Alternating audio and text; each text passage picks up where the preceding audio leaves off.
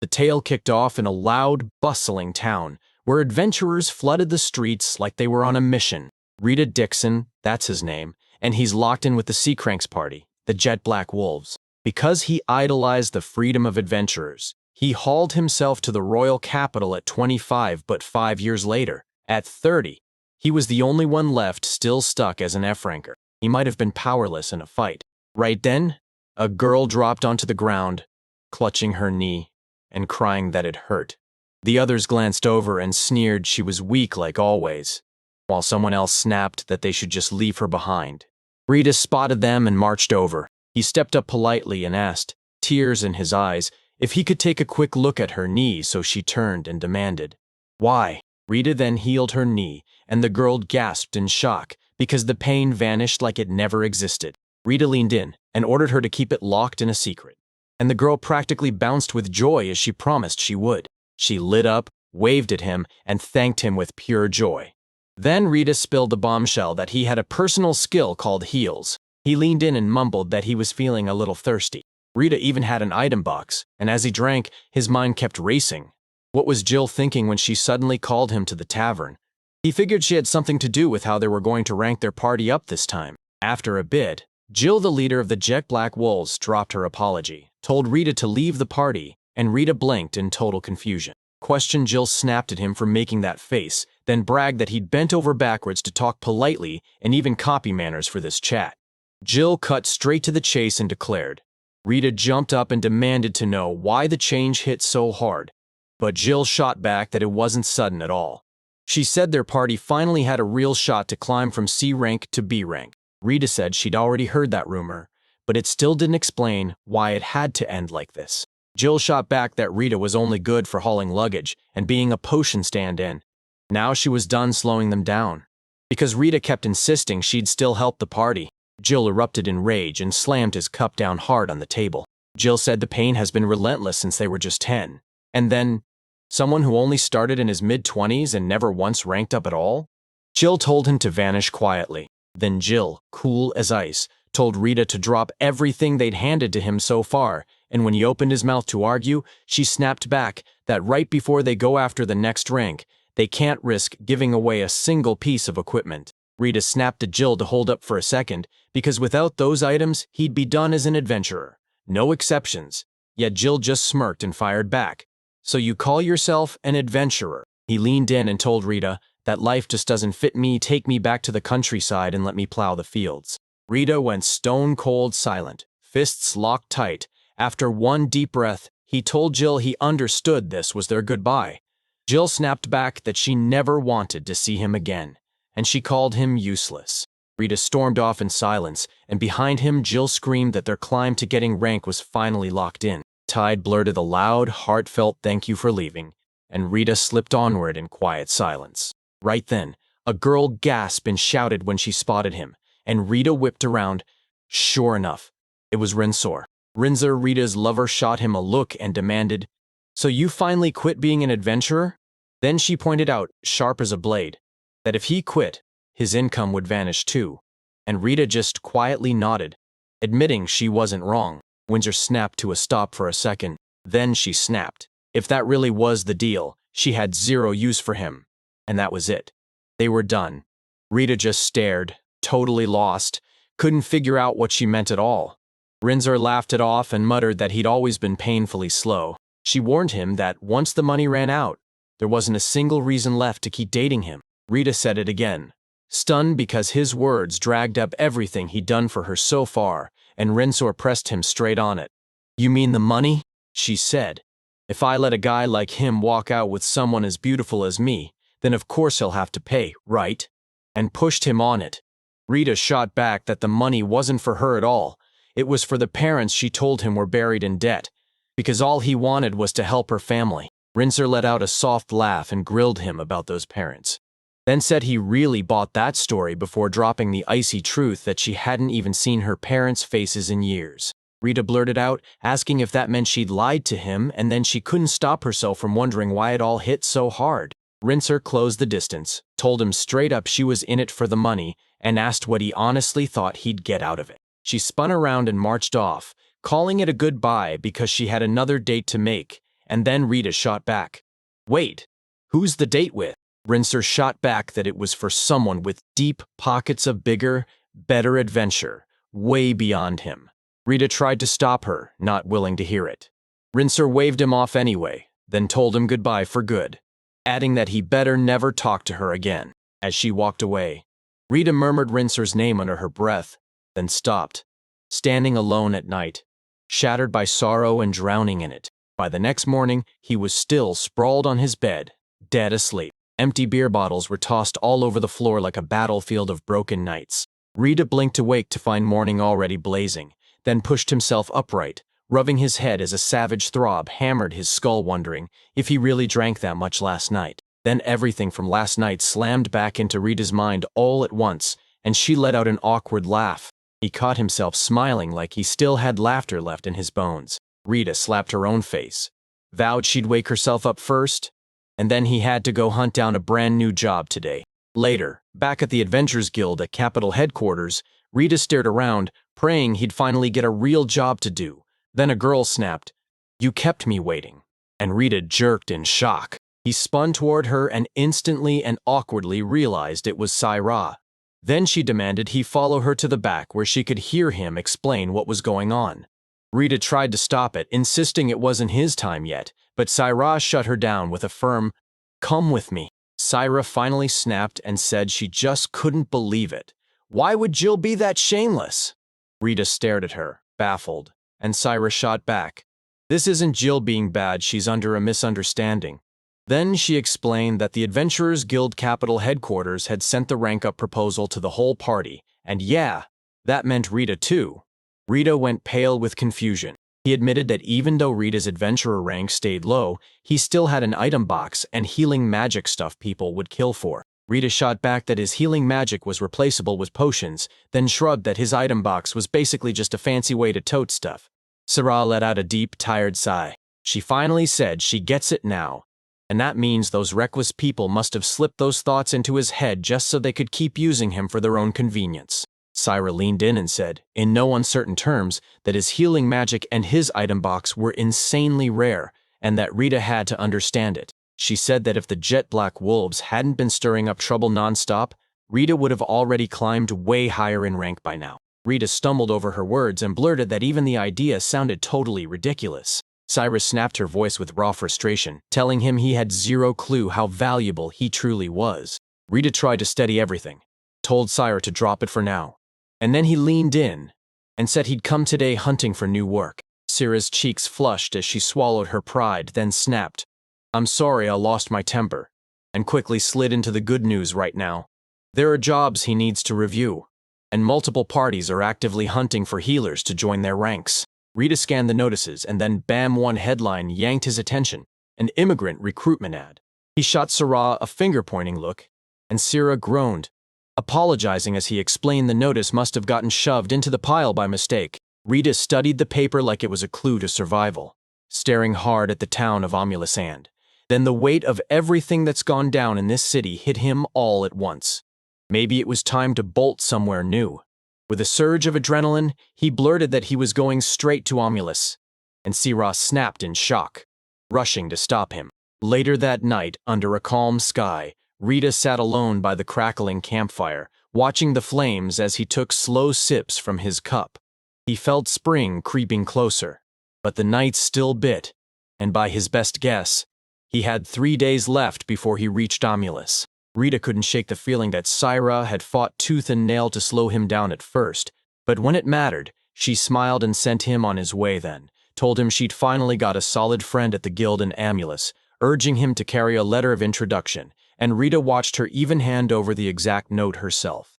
He genuinely believed she was the kind of person who cared, and she went even further by arranging for him to ride halfway there on a trader's carriage. Rita popped open his item box and basically announced, "Tonight, I'm treating myself," by throwing a thick, juicy cut on the grill. Even on the road, ram's meat never spoiled a single bit. Then he finally admitted the truth. That item box was way more useful than he'd ever imagined. Oil and milk, then those root veggies, a shake of salt and pepper, and right at the end some bread came out piece by piece, and he thought, that's gotta be it. Rita started sizzling the meat in the pan when a sudden stomach growl tore through the quiet night. Rita froze, flinched, and instantly realized it wasn't coming from her. Rita snatched up his knife on the spot, crept forward, and demanded, quietly but sharply, whoever was there to show themselves. For a heartbeat, the figure stayed stone-cold silent, then slipped out from hiding, step by step, and Rita snapped her head around in shock. A young girl with hollow eyes and torn clothes stood there, silent as a ghost. He snapped his knife away and muttered, shocked, "A girl?" As he took in her battered state, she looked totally wiped out. Rita spoke softly, asking if anyone else was with her, like her dad or mom. The girl just shook her head in silence. Rita's gut tightened. Too young, all alone in a place like this. Something had to be wrong. So she asked straight up if the child was hungry and offered to share his food. But the girl just stared back without a word. Rita fumbled with the words and practically begged her to come closer, saying it was freezing over there, and he shot back that this lonely old man had been stuck by himself for ages and would be thrilled if she sat down with him for dinner. Right then, her stomach growled again, loud enough to give her away. She took slow steps toward him, closing the distance inch by inch. The girl tore into her food like she hadn't eaten in days. Rita could tell she'd been starving for a while. And just as she thought that, her stomach growled again. Rita told her it was totally fine and even nudged her to grab some meat. And he just smiled and swore this uncle still had plenty left. The girls stared at him in stunned, quiet disbelief. After a while, they were finally done eating, and the girls thanked him in soft, grateful whispers while Rita smiled and told her, "You're welcome." After they'd already eaten together, he finally straightened up and introduced himself, Rita Dykins, an adventurer in the making. The girl just casually swung open the moment and introduced herself. "I'm Mina." Rita leaned in and asked Mina if she knew where her home was, or if she had anywhere else to run to, and Mina shook her head again. Rita's face tightened with worry. Then he quickly asked if she wanted to come with him, at least for now. He said he was headed for a town called Amulasand on the way. He'd make a quick stop in a smaller place first. Mina asked softly if that was really okay, and Rita just calmly said, "Yeah, it's fine." Then he snapped that her feet were in pain. Didn't she feel it? And swore he'd fix it, asking right then if he could touch them. Mina shot back that he had no medicine at all. Rita told him he didn't need a thing. Then he knelt in silence and calmly soothed the girl's wounds. In the next beat, Mina's injuries vanished like they were never there, and she just froze in stunned silence. She blurted out that it was incredible and the pain was gone. For good. She thanked him again. But she paused like her words were stuck. What was she supposed to call him?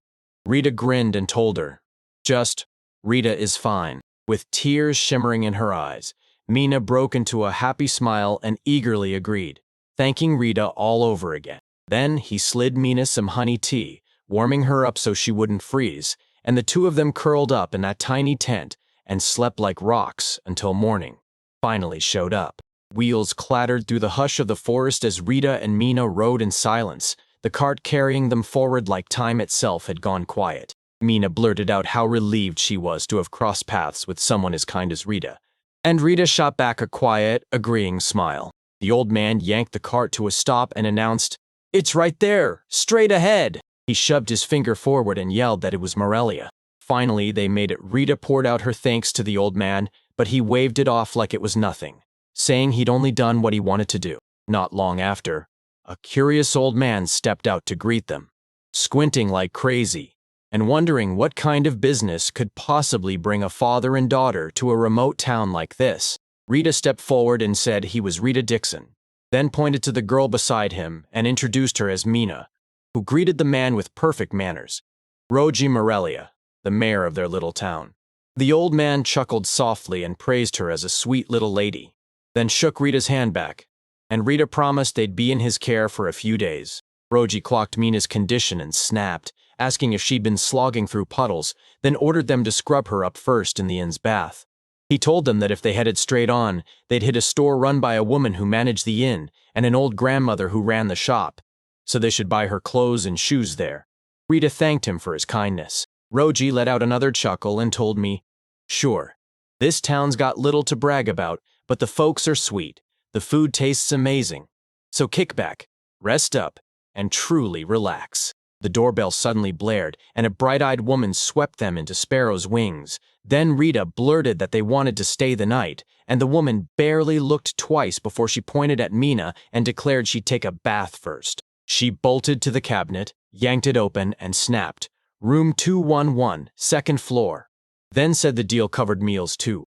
2 silver coins total, and warned them the bath sat to the left. Then she hurled a pair of boots at Rita and snapped that Mina wouldn't be allowed to shop barefoot, she'd bring them back later, so Rita should take Mina shopping right after the bath. Rita poured out a heartfelt thank you, but the woman just winked and waved it off. Mina, a little shy, thanked her too.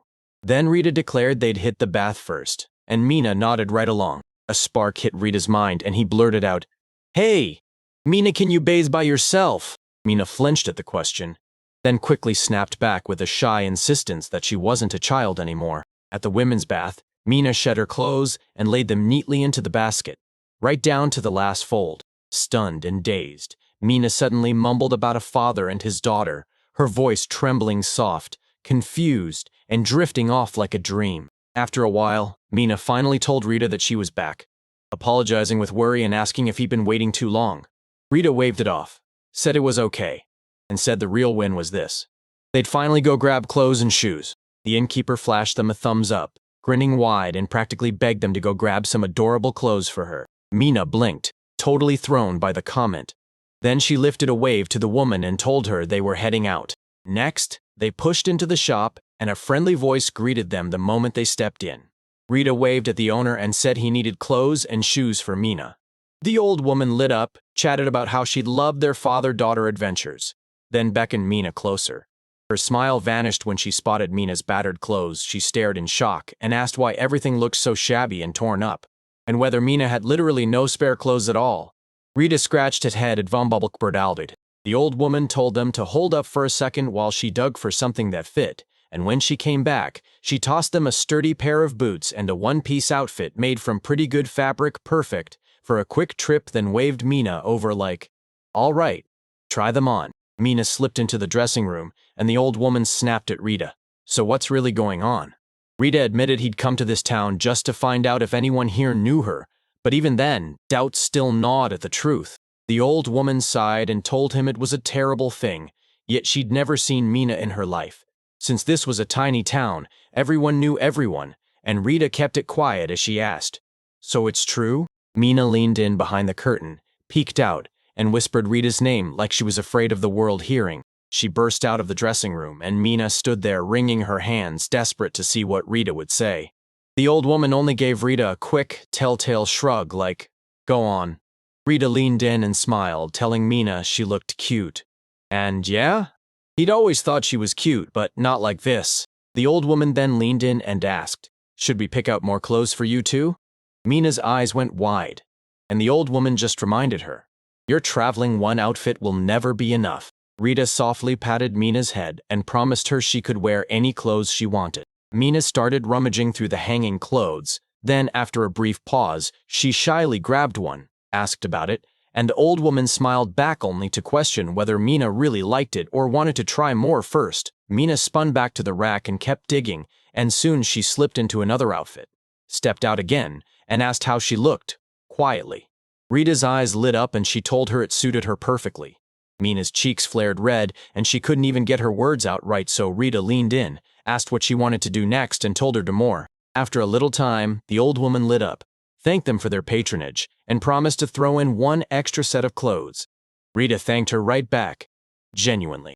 They burst out of the store, and Rita told Mina she could stash the items for her if she needed it. But Mina just shook her head, nervous as she started to trail off. With a trembling voice, he called out Rita's name. Then Rita snapped. "What is it?" Mina flashed a warm smile, thanked him for getting her those clothes, and promised she'd keep them close forever. Rita grinned and told her, "You're more than welcome," then urged them to head back to the inn for a real meal. They hurried back under Sparrow's wings, and Mina and Rita clutched their gratitude, thanking each other for the food together. Mina lit up in pure awe and said that the demon pig steak was ridiculously delicious, and Rita nodded hard, saying everyone around here treated it like a local specialty, and Mina admitted it was the first time he'd ever tasted meat like that, while the woman grinned and called it their signature dish. She leaned in with a grin and bragged that the demon pigs bred in town were the absolute best. Rita blurted out what was going on right then because she'd heard trouble had been brewing lately, and the noise outside was suddenly unbearable. She spun toward the sudden chaos and told everyone she'd slip out for a bit. Rita leaned toward the door crack, peering outside, and the moment she saw what was happening, she jerked back hard in shock. Injured people got hauled in one after another, and an old man barked that they needed potions from the storage. Tifley had brought the light. Rita spun her head in disbelief at the sea of wounded people, while Mina's voice shook as she demanded what on earth happened then. An injured man screamed through the agony as the old man kept another patient hanging on, begging him to hold on. Then the old man limped up to the wounded and announced he'd brought herbal painkillers, while someone shouted in stunned horror that even people who were fatally injured had somehow ended up among them. Rita shot forward to stop him, then blurted, "Wait," and pulled the excuse out right as he said he was an adventurer who could cast healing magic, and he straight up asked for help. Rita drew her attention, and Mina didn't miss it. She watched too, sharp-eyed, in shock. Mina watched as Rita ordered her to stay at the inn. Then Mina snapped back, refusing to be left behind, and insisting she'd come too. Rita snapped in a panic to bring her straight to the fatally injured first, then the woman jabbed her finger and ordered him to run to that exact spot. The old woman snapped her head, side to side, and said, "Without a priest's healing, he's done for." Then she pointed to the sight before them, his stomach torn wide open. Rita said she'd give it a shot for now, and then he surged forward and cast healing magic. Mina came striding up with bandages and herbs in hand, then demanded to know what happened to everyone. When the old woman turned to her with a warm smile and thanked Mina, then she said a pack of wolves burst out of nowhere and tore into their livestock. The injured man gave a weak chuckle and mumbled that this was what happened when they went wolf hunting, then assured Rita he was okay and begged him to go help the others. But Rita snapped back that now he was awake, he was done talking and needed to shut up and get moving. Rita's heart sank as she realized the wound wouldn't close, and she cursed herself for not mastering advanced healing magic sooner. Rita then slammed down her promise that if one cast wasn't enough, he'd keep firing it until it worked again and again. He kept chanting that healing spell, and one by one, the fatal wound started to seal shut. The injured man froze in shock and blurted, "Is the pain gone?" Then yanked off the bandage, stared at the wound like it was impossible, and erupted, "I've been healed." The old woman froze in shock, wondering if Rita's healing magic could match a priest's. Then the injured man bowed hard and thanked Rita with everything he had. Rita stayed cool and said it was just beginner healing magic. Then he silently snapped on Windwash in his mind, and immediately called for the next person to be hauled back from the brink of death. A man snapped back that there were 4 more then. With tears streaming down her face, the old woman whispered that this power might finally save her son. Mina pumped Rita up and wished him luck, and Rita shot back with full confidence, telling her to hand it to him. Sweat poured down Rita's face as she finally snapped, "That's the last one." And the moment it was said, he silently threw another cast of heal in his head. The injured man beamed as he swung his fully healed arms, stunned by what his body could do. He shot a deep bow to Rita and slammed out his thanks, and Rita wiped the sweat from his face with a weary sigh. Then, out of nowhere, a voice cut through the air and called for Rita. With the whole crowd gathered, they bowed to him like he was their last hope. Then Roji Morelia stepped forward and declared, "You can't even begin to repay me for what I did to save your people." Rita snapped, "Lift your heads," and insisted she'd only done exactly what she was meant to do. Roji bowed and apologized, admitting they could only pay him 500 silver coins for his hard work. But Rita snapped back right away, too much so, he insisted he'd only stepped in as a potion substitute and refused to take that price. Roji snapped at him to quit the jokes, because this time, those injuries were going to cost a whopping 2,000 silver coins if they didn't stop. Rita snapped back in surprise. Then the old woman leaned in and asked if she was maybe a priest or healer, baffled that Rita didn't even know the price of treatment. Rita rubbed the back of his head and shrugged, saying he'd never worried about those injuries since wounds could heal themselves. She stared at him in total disbelief and told him the truth. Healing magic isn't for most people only. A tiny few can use it, and even the tiniest wound usually demands costly potions. Roji said that if a priest was trying to heal someone seconds from death, he could only guess what kind of payment they'd yank out of them. Then the old woman told Rita, Sure, maybe it really is beginner healing magic still. The nobles will want it for themselves. Rita could only stare, completely baffled. Then Rita replayed Syra's old words about his worth, and she pitched the idea, take today's stay as payment. But Roji Morelia snapped his head side to side, alone won't cover it. Mina blurted out a fresh idea. Next time they went back, she wanted them to score a place to stay there. Roji thought it through, then cooked up a better plan, and from that day on, every time they rolled into Morelia, their lodging was on the house. Mina grinned and fired a quick question at Rita. Aren't you glad? But Rita only shot back an awkward smile. Rita leaned in and told Roji she'd accept it, and then he snapped, asking if the men were actually gearing up to go hunt the demon wolves. Roji snapped back that they had no choice if this kept going. The wolves would keep slaughtering their livestock, and sooner or later, they'd come barging into town too. Rita then chimed in, asking to tag along too, and Roji's face lit up with shock as he blurted, "Wait, do you really mean it?" Rita spun to Mina and said they were heading for Amulus because he refused to let the two of them get jumped while they were alone on the road. He admitted he couldn't do much, but then shrugged and said he'd still back them up because he knew some offensive magic too, and he wouldn't pull his punches. Roji instantly shot that down, insisting there was no way Rita would slow them down. Having someone with healing magic alone would let everyone fight with way more confidence. Rita grinned and promised, "You're in our care." And Roji answered right back, warmly stepping into Rita's care as well. Back at Sparrow's Wings Inn, Rita finally exhaled and said he felt totally refreshed. Then he praised Mina for doing great. Mina thanked him with a grin, and just when Rita thought the moment was over, Mina suddenly called his name. Rita snapped his head toward her, curious as could be. Mina's cheeks flared red, and she told him he looked insanely cool. Rita's face instantly flamed with embarrassment, and she stumbled out an awkward thank you on the spot. Then he leaned in and said he was about to kill the lights. Mina just nodded along quietly. Rita snapped off the lights and told Mina good night, and Mina shot back the same greeting right away. When morning finally rolled in, the men were already huddled together, waiting. Rita burst in with a loud "Good morning," and the men cheered right back. Then another guy barked that Rita should give the orders, and she hit them with a firm, "All right, we're hunting demon wolves now." The whole group erupted, agreeing in perfect unison. Time kept slipping by, and then the demon wolves closed in around the wagons, so the men shot up their weapons, took defensive stances, and stared back as the wolves loomed, trembling with fear. A woman blurted out an apology to Dick and said they'd finally gotten her right leg back. Dick froze in shock and shouted her name because he recognized Feifa. He cursed under his breath, baffled that demon wolves were creeping so close to town. Then Dick snapped and yelled for everyone to defend their employer and the wagon. Feifa screamed in agony, and one of the men barked that the wolf's fur was so brutal and tough that arrows couldn't even get through it. Dick muttered curses under his breath, his mind racing as fear about how this was all going to end slammed into him. He snapped to Feifa and blurted, "Can you still use magic?" Feifa shot back that she could still go. Then, in silence, she summoned a spell in her head and called on the spirit of Feifa. She lit the enemy's world on fire. Then she unleashed a fireball. The spell slammed into one of the wolves, scorching it just enough to leave a tiny burn, and smoke hissed up from its fur.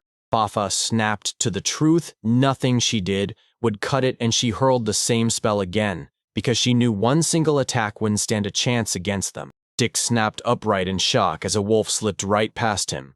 Then the beast barreled straight at Feifa, with its jaws gaping. Feifa screamed in terror, tears instantly welling in her eyes. Rita barreled into the wolf in that instant, slamming it back and forcing it away from Feifa. A wolf hit the ground with a brutal slam. Then one of the men yelped in pure excitement, swung up his sword, and drove it straight into the fallen beast. With the job done, the whole group erupted, screaming for everyone to surge after Rita and Commander Riggs. Commander Riggs barked for them to move, and the men snapped to attention in perfect unison. Rita fired off a sharp warning to the commander. Sure, wounds could close, but the blood and strength they'd lost wouldn't come back, so don't go charging in like nothing happened. Then she stepped up to Feifa and offered a quick apology. The moment she was close, Feifa snapped into focus. Her bones were shattered. His eyes widened with confusion as sweat poured down his face, writhing under the pain. She gasped and cried out the moment Rita touched her wound, and Rita quietly sent a heal through his thoughts. While they worked, he leaned in and asked if they were adventurers. Then an old man suddenly shouted Commander Riggs's name. Riggs spun around in shock and realized it was Eric. Eric confirmed it was really him and told Riggs they were escorting a peddler all the way from the capital. Rita finally declared it was over. Feifa's wound was fully healed, and Feifa erupted in shock, shouting, "I'm healed." Dick then shot Rita a question. Were they joining in too? Rita stepped up and healed him on the spot. He were there to hunt down those demon wolves. Eric poured out his gratitude to Rita and even tried to ask about the treatment costs. But Rita snapped him shut, saying it was totally fine and that it would be free of charge, while Dick blurted out his thanks at the top of his lungs. Then he declared that he and Feifa would slam into the left side of the carriage, while the right side was handed to the townspeople, and the others roared their agreement as they charged the wolves. The men screamed as they stormed forward, and Commander Riggs barked, "Surround them one by one, then kill them!" Commander Riggs slid beside Rita and grinned that, at this pace, they could finally subdue the demon wolves for good. Then Rita quietly raised her hands and healed the injury in his leg. Rita snapped, "Everyone wait!" And the men jerked back in shock as someone yelled, "Something's coming!" Then a colossal demon wolf lunged into view in front of them. Every man went stone still, frozen in place. Rita gasped in pure shock at what she saw. And Commander Riggs blurted that it was massive, then wondered if it was their boss. The giant demon wolf snapped its tail and slammed the men, sending them rocketing through the air. When the dust finally cleared, it was just Rita and Commander Riggs still standing. And that massive beast stared them down with pure, ruthless fury. Commander Riggs shot a nervous glance and asked if it was staring right at them. Rita nodded and said, "Yeah, I think so too." The wolf roared like thunder and launched itself straight at them. It barreled forward, slammed through the crowd, and launched more men into the air with its massive body, and Commander Riggs screamed in pure panic as it closed the distance. He admitted he might be useless in a fight, but he'd still step in and protect Rita no matter what. Rita told him he'd better get ready to swing too. He shut his eyes and whispered a fiery chant inside his head, summoning the spirit of fire to torch the enemy. Then a burst of fireballs erupted, leaving Commander Riggs reeling in shock. Rita snapped her spell into action, and a hail of fireballs screamed forward. They barreled toward the beast from every angle and slammed into it again and again from all sides. The monster screeched to a stop, and Rita yelled, "It stopped." He didn't even blink. He fired off another spell in his head, summoning a blazing spear to skewer the enemy and torch it to ash. Right under the wolf, a jagged burst of fire shot up like a spear and drove straight into its body. Rita's fire lance ripped through, and blazing spears kept raining down, stabbing the beast over and over. Again, then, just like that, the fire lances vanished out of thin air. Deep holes tore through the beast's body, and blood erupted from every wound. The massive demon wolf let out one last breath, then crumpled to the ground, dead. When it was all over, Rita shut away his magic book like it was never there. The men stared, frozen, at the beast lying dead in the dirt. Feifa demanded what the heck had happened, and Dick insisted it was Flamlance, even as he couldn't shake the question of just what kind of deadly power that thing really held. Commander Riggs told Rita his magic was unbelievable. Rita just stared back, totally baffled. Then the commander admitted it was the very first time he'd ever witnessed something like it. Rita scratched his head and mumbled, "Yeah, but I'm still on the F rank." Like being a mage somehow didn't change a thing. Meanwhile, Dick jerked and bellowed that nobody should lose focus as the last wolves bolted for the hills.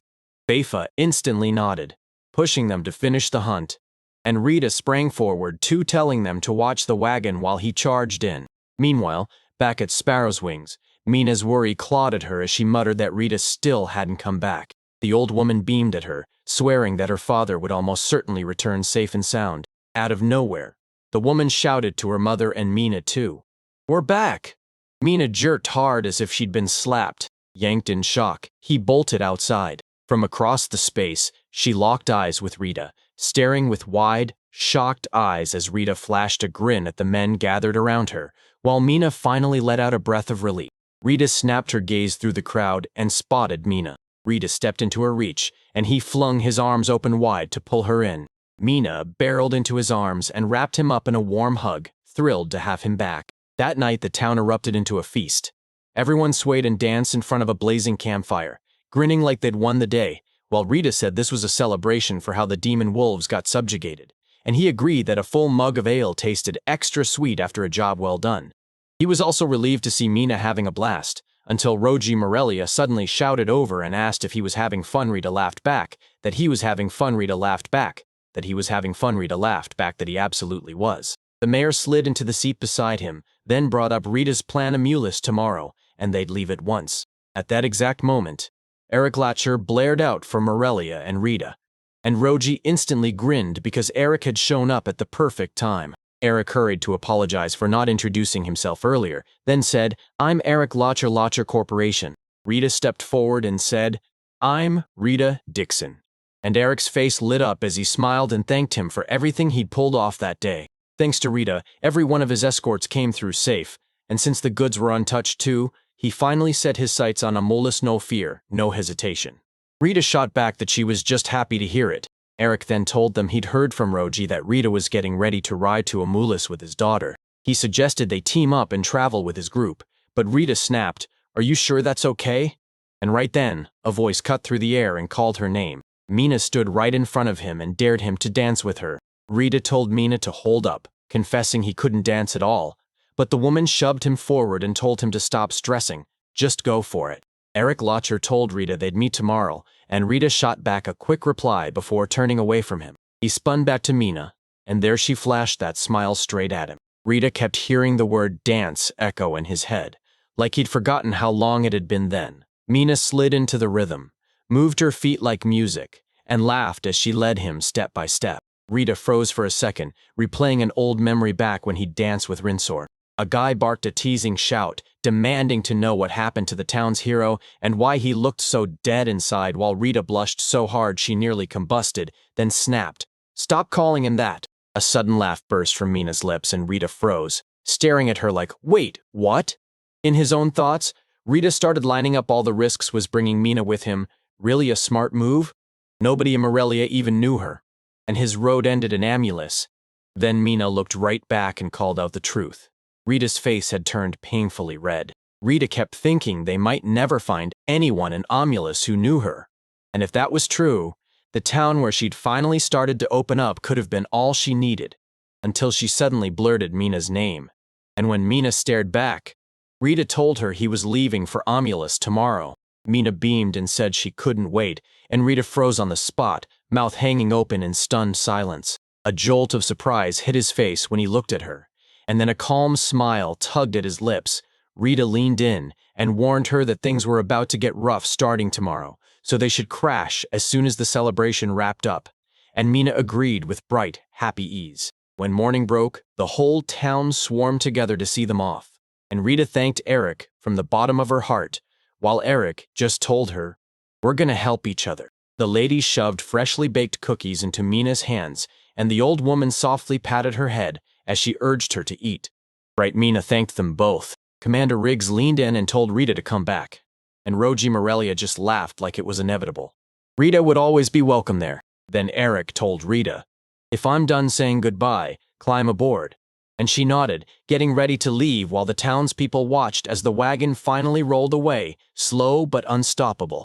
They yelled for him to say his name, begged him to come back someday, and then they said they promised they'd be there, waiting for him. Then the wagon lurched away from town. Dick let out a heavy sigh, admitting that failing to do anything to the demon wolves proved they still had a long, brutal road ahead. And Pfeiffer nodded, agreeing without hesitation. Dick pressed for answers, demanding to know if Rita was really stuck at F ranks even though he could pull off healing magic so wild. Then Pfeiffer jumped in too, saying his offensive magic was just as unreal. Then Dick blurted out, mortified, that they were F rank too, and swore they'd never claw their way to E rank. Rita snapped him out of it, grinning like she still believed in him, reminding him he was young and had time.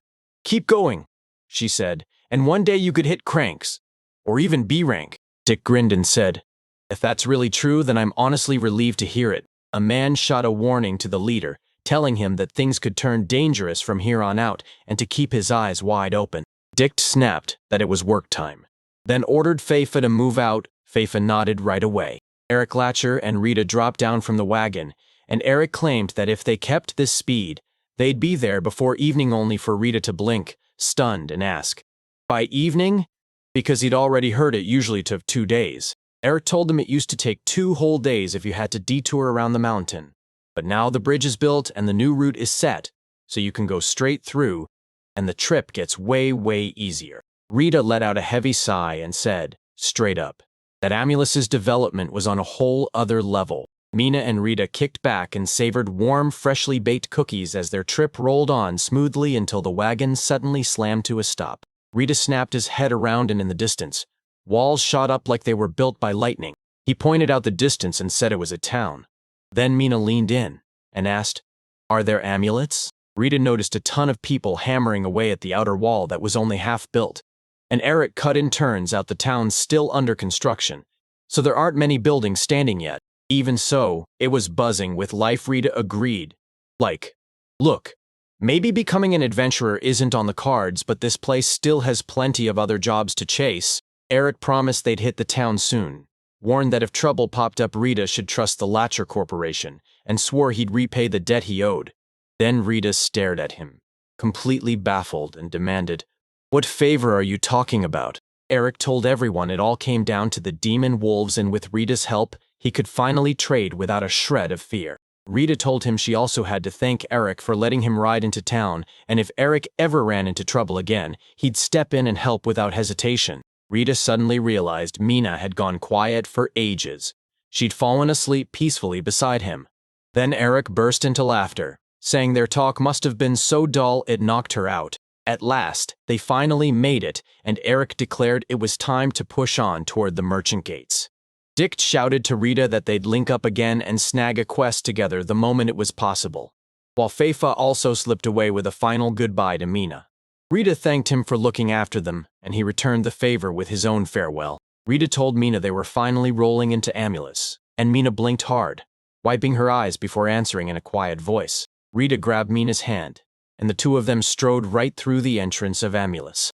In the loud, bustling town of Amalis, Rita and Mina strode side by side as Rita kept her eyes glued to the letter Syra had handed him. In no time, they reached the Amulus branch of the Adventurer Guild, and the moment they stepped inside, Millie the receptionist lit up with a warm smile and asked what brought them here today. Rita told him she wanted to migrate and register with the guild there, and Malay fired back that he wanted to transfer to their branch, then waved them in, like, "Come closer." She slid a form in front of them and told him to fill it out.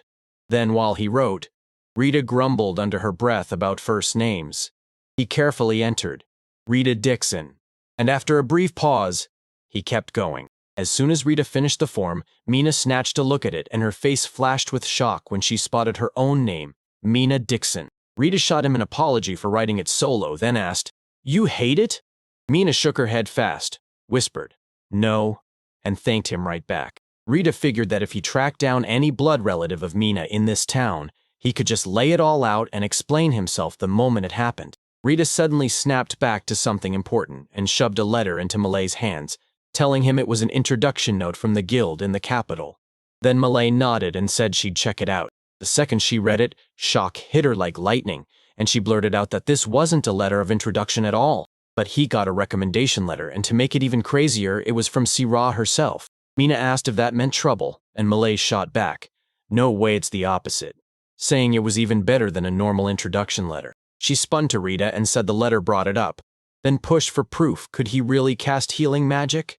Rita nodded hard, and he cut in, saying he could only heal. Malay brought up Healer'S guilt, and Rita shrugged back. He'd been an adventurer this whole time, so he was staying one. Malay told her that even basic healing magic made him valuable, because he could do it at all. Then she asked if he could start taking requests the very next day, and Rita nearly dropped in shock. He grabbed the prize and ordered her to wait a second because they hadn't even figured out where they'd sleep that night yet then.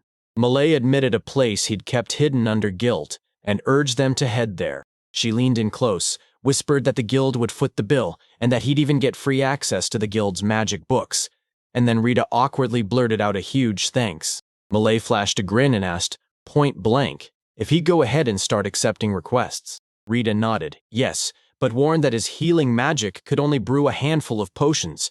Malay bowed with perfect politeness and swore it was no trouble, and when Rita thanked him from the bottom of her heart, she only shrugged it off as nothing at all. Malay then shoved another letter into his hands and told him it was an introduction note for the in Rita. Thanked her again, even though her gratitude was already bursting. Later that night in the inn, an old man burst out laughing so hard it shook the room, and he finally showed up, shouting Rita's name with warmth, and announced, "I'm Riggs, Doran, the owner of the Bearded Dwarf Inn." Beside him, the girl stepped forward and bowed politely. "I'm Miran." Yep, turns out they were dwarves. Rita burst in and said, "I'm Rita Dixon." Mina followed with her own intro, and then Rita teased that Mina was a bit shy, so he told Miran, "Be cool with her." Miran grinned and nodded hard, scooted right up to Mina, and grabbed her hand like, scooted right up to Mina, and scrapped her hand like, "Since you're staying here, we're gonna be friends." Mina's smile warmed as she quietly agreed. Rick grinned and told everyone his daughter was crazy about Rita's kid. And that simple truth lit up his whole world. Rita froze for a split second, then blurted out that Mina wasn't actually his daughter. And Riggs just stared, visibly thrown. He noticed it, then spoke it out. Cool and steady, because when someone's an adventurer, there are always a bunch of hidden reasons behind it. He didn't want the details. If Rita was taking care of things, then that was all that mattered. Riggs leaned in and told Rita, "Our roomie up. The one we're sleeping in is the same one as yours." Rita waved it off, said they'd be in his care from that moment, and Riggs lit up, agreeing they felt exactly the same. Because if they were sharing the same roof, Rita was about to treat them like family. Riggs then summoned Miran and ordered her to lead the way, showing them their room and pointing out where the toilet and bath were. He even ruffled her hair and told her they'd all eat together afterward, and Miran just smiled back like, "Got it. I already knew." Then, out of nowhere, she grabbed Mina's hand and yanked her away with a bright smile, while Mina, caught off guard, hurriedly called after her. After a short stretch, Miran burst back in and blurted a loud apology for keeping everyone waiting, then announced pilaf, salad, and a hearty meat-loaded soup. She slid the dishes onto the table, scooted next to Mina, and the two of them spoke in perfect sync, then dug in and started eating. Mina raised a heaping spoon of soup to her lips and froze mid-sip, like the next beat of the story was about to hit her. He burst out with pure delight, basically saying, "This is delicious." Myron let out a proud chuckle and praised her dad's cooking to the skies. Then Mina's eyes lit up the moment she spotted the meat, declaring it was Morelia's demon pig.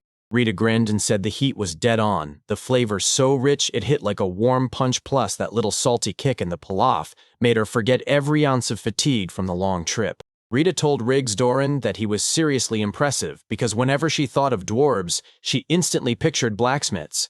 But Riggs didn't just prove her wrong, he cooked up food at a level like this. Myron told me her dad used to forge swords back in the day, but the moment she was born, he hung up the blade and turned into a cook. Rita lit up and told Miran that her father was a legend, and Miran just beamed like, "I already knew." Then they headed back to their room, and Rita couldn't help but smile. Miran was a genuinely nice kid. Mina flashed a smile and nodded, saying she'd become friends with her. And when Rita heard that, she let out a happy breath, good, because they were going to be stuck there for a while. Suddenly, knock, someone hit the door. Rita swung it open, and Miran grinned as she invited Mina to jump into the bath with her. The next day, Rita slammed her hands to the man's injured wrist and healed it. Tex stared in pure shock, as Rita even brought 3 badly injured people back to life. People are pulling up with a child in tow just to escort the lumberjacks, and Tex can't stop wondering what kind of man he really is. Rita snorts and apologizes. Turns out they only arrived yesterday, so he couldn't leave Mina alone. Tex grinned and told Mina she had the best father around. Mina replied with a polite thank you and called him Uncle. Tex shot out a joking, "Hey!" and threw a tantrum, demanding they at least call him her older brother because he was only 40. The guy looming behind Tex chuckled, calling himself ancient already, and the other man piled on, saying he was basically a grandpa. Tex snapped back on the spot, threatening them, and fired off. "So do you guys want to fight?" Tex snatched Rita by the arm and demanded to know if she was an uncle too for Mina. Then Mina froze, eyes narrowing as she wrestled with the answer. Then she flashed a smile and said, "Nope, I'm Rita, not your uncle." Rita let out this awkward little chuckle and quickly thanked her. After what felt like forever, they finally reached a wall of towering trees. Rita stared ahead in shock and blurted, "What is this place?" Tex shot back that he'd hand it to Rita, and Rita just blinked in pure confusion, staring like, Wait, what do you mean exactly? Tex scratched his head and told everyone he figured a mage might be the only one who could fix it. Rita jabbed at the trees and asked if he only had to knock them down. Then he snapped back that there was no way he could do it. Rita froze, thinking hard, and after a beat he muttered that maybe he could at least try. Tex said that was exactly what he expected, and that if Rita had an idea, he better go for it.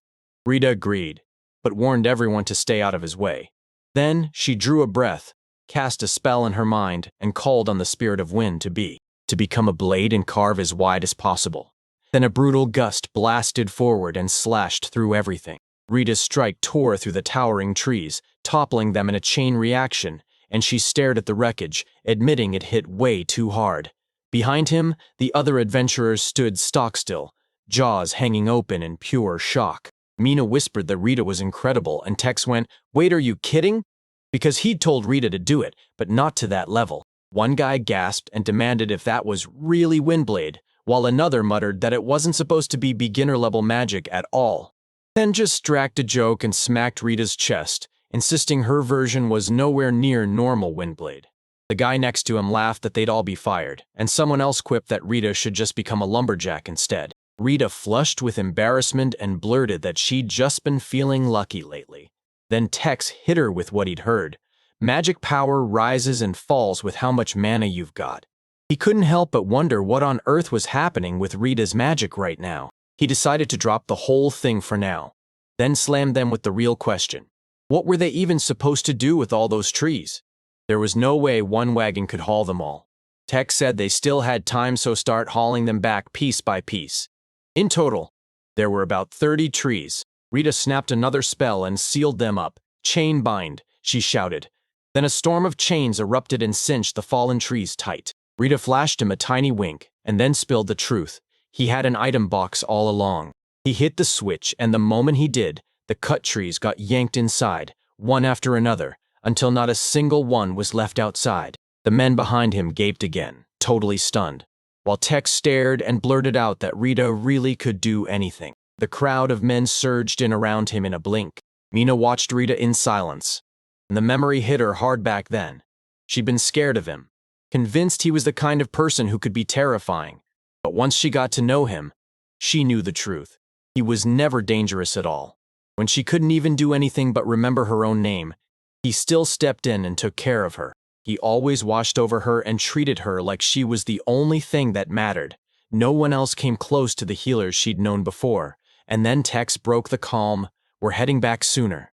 He snapped into action, ordering everyone to load the last of the materials and get the wagon ready.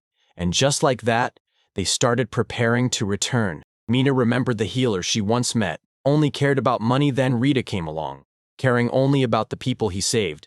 Rita turned to Mina and promised she'd come back after he helped them. And Mina nodded and told him to go.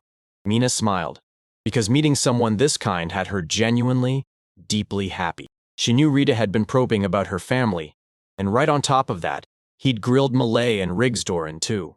Mina tilted her gaze upward and murmured something about the moon, then whispered, "Family," again wondering what would explode if the truth finally slipped out. His grin could vanish in an instant, and then he might start hating her. He might bolt and vanish somewhere miles away. She couldn't let that happen. Not ever. Rita then shot a call to Mina, urging her to hurry up because they were heading back. Mina promised they'd come back, and deep in her heart, she prayed she could stay with Rita forever. Back in town, a shadowy figure loomed from above, silently tracking every move Rita and Mina marched side by side beneath it. They had no idea someone was watching. Dark eyes tracked them every step. Mina burst into laughter while clinging to Rita. Then, without a single sound, the mysterious watcher slipped out of sight like a ghost. Later, deep in the forest, the beast the adventurers fought finally went still, sprawled lifeless on the ground, while Rita slipped in and quietly patched up the injured man. The man practically breathed a thank you to Rita, telling her he'd pulled them back from death,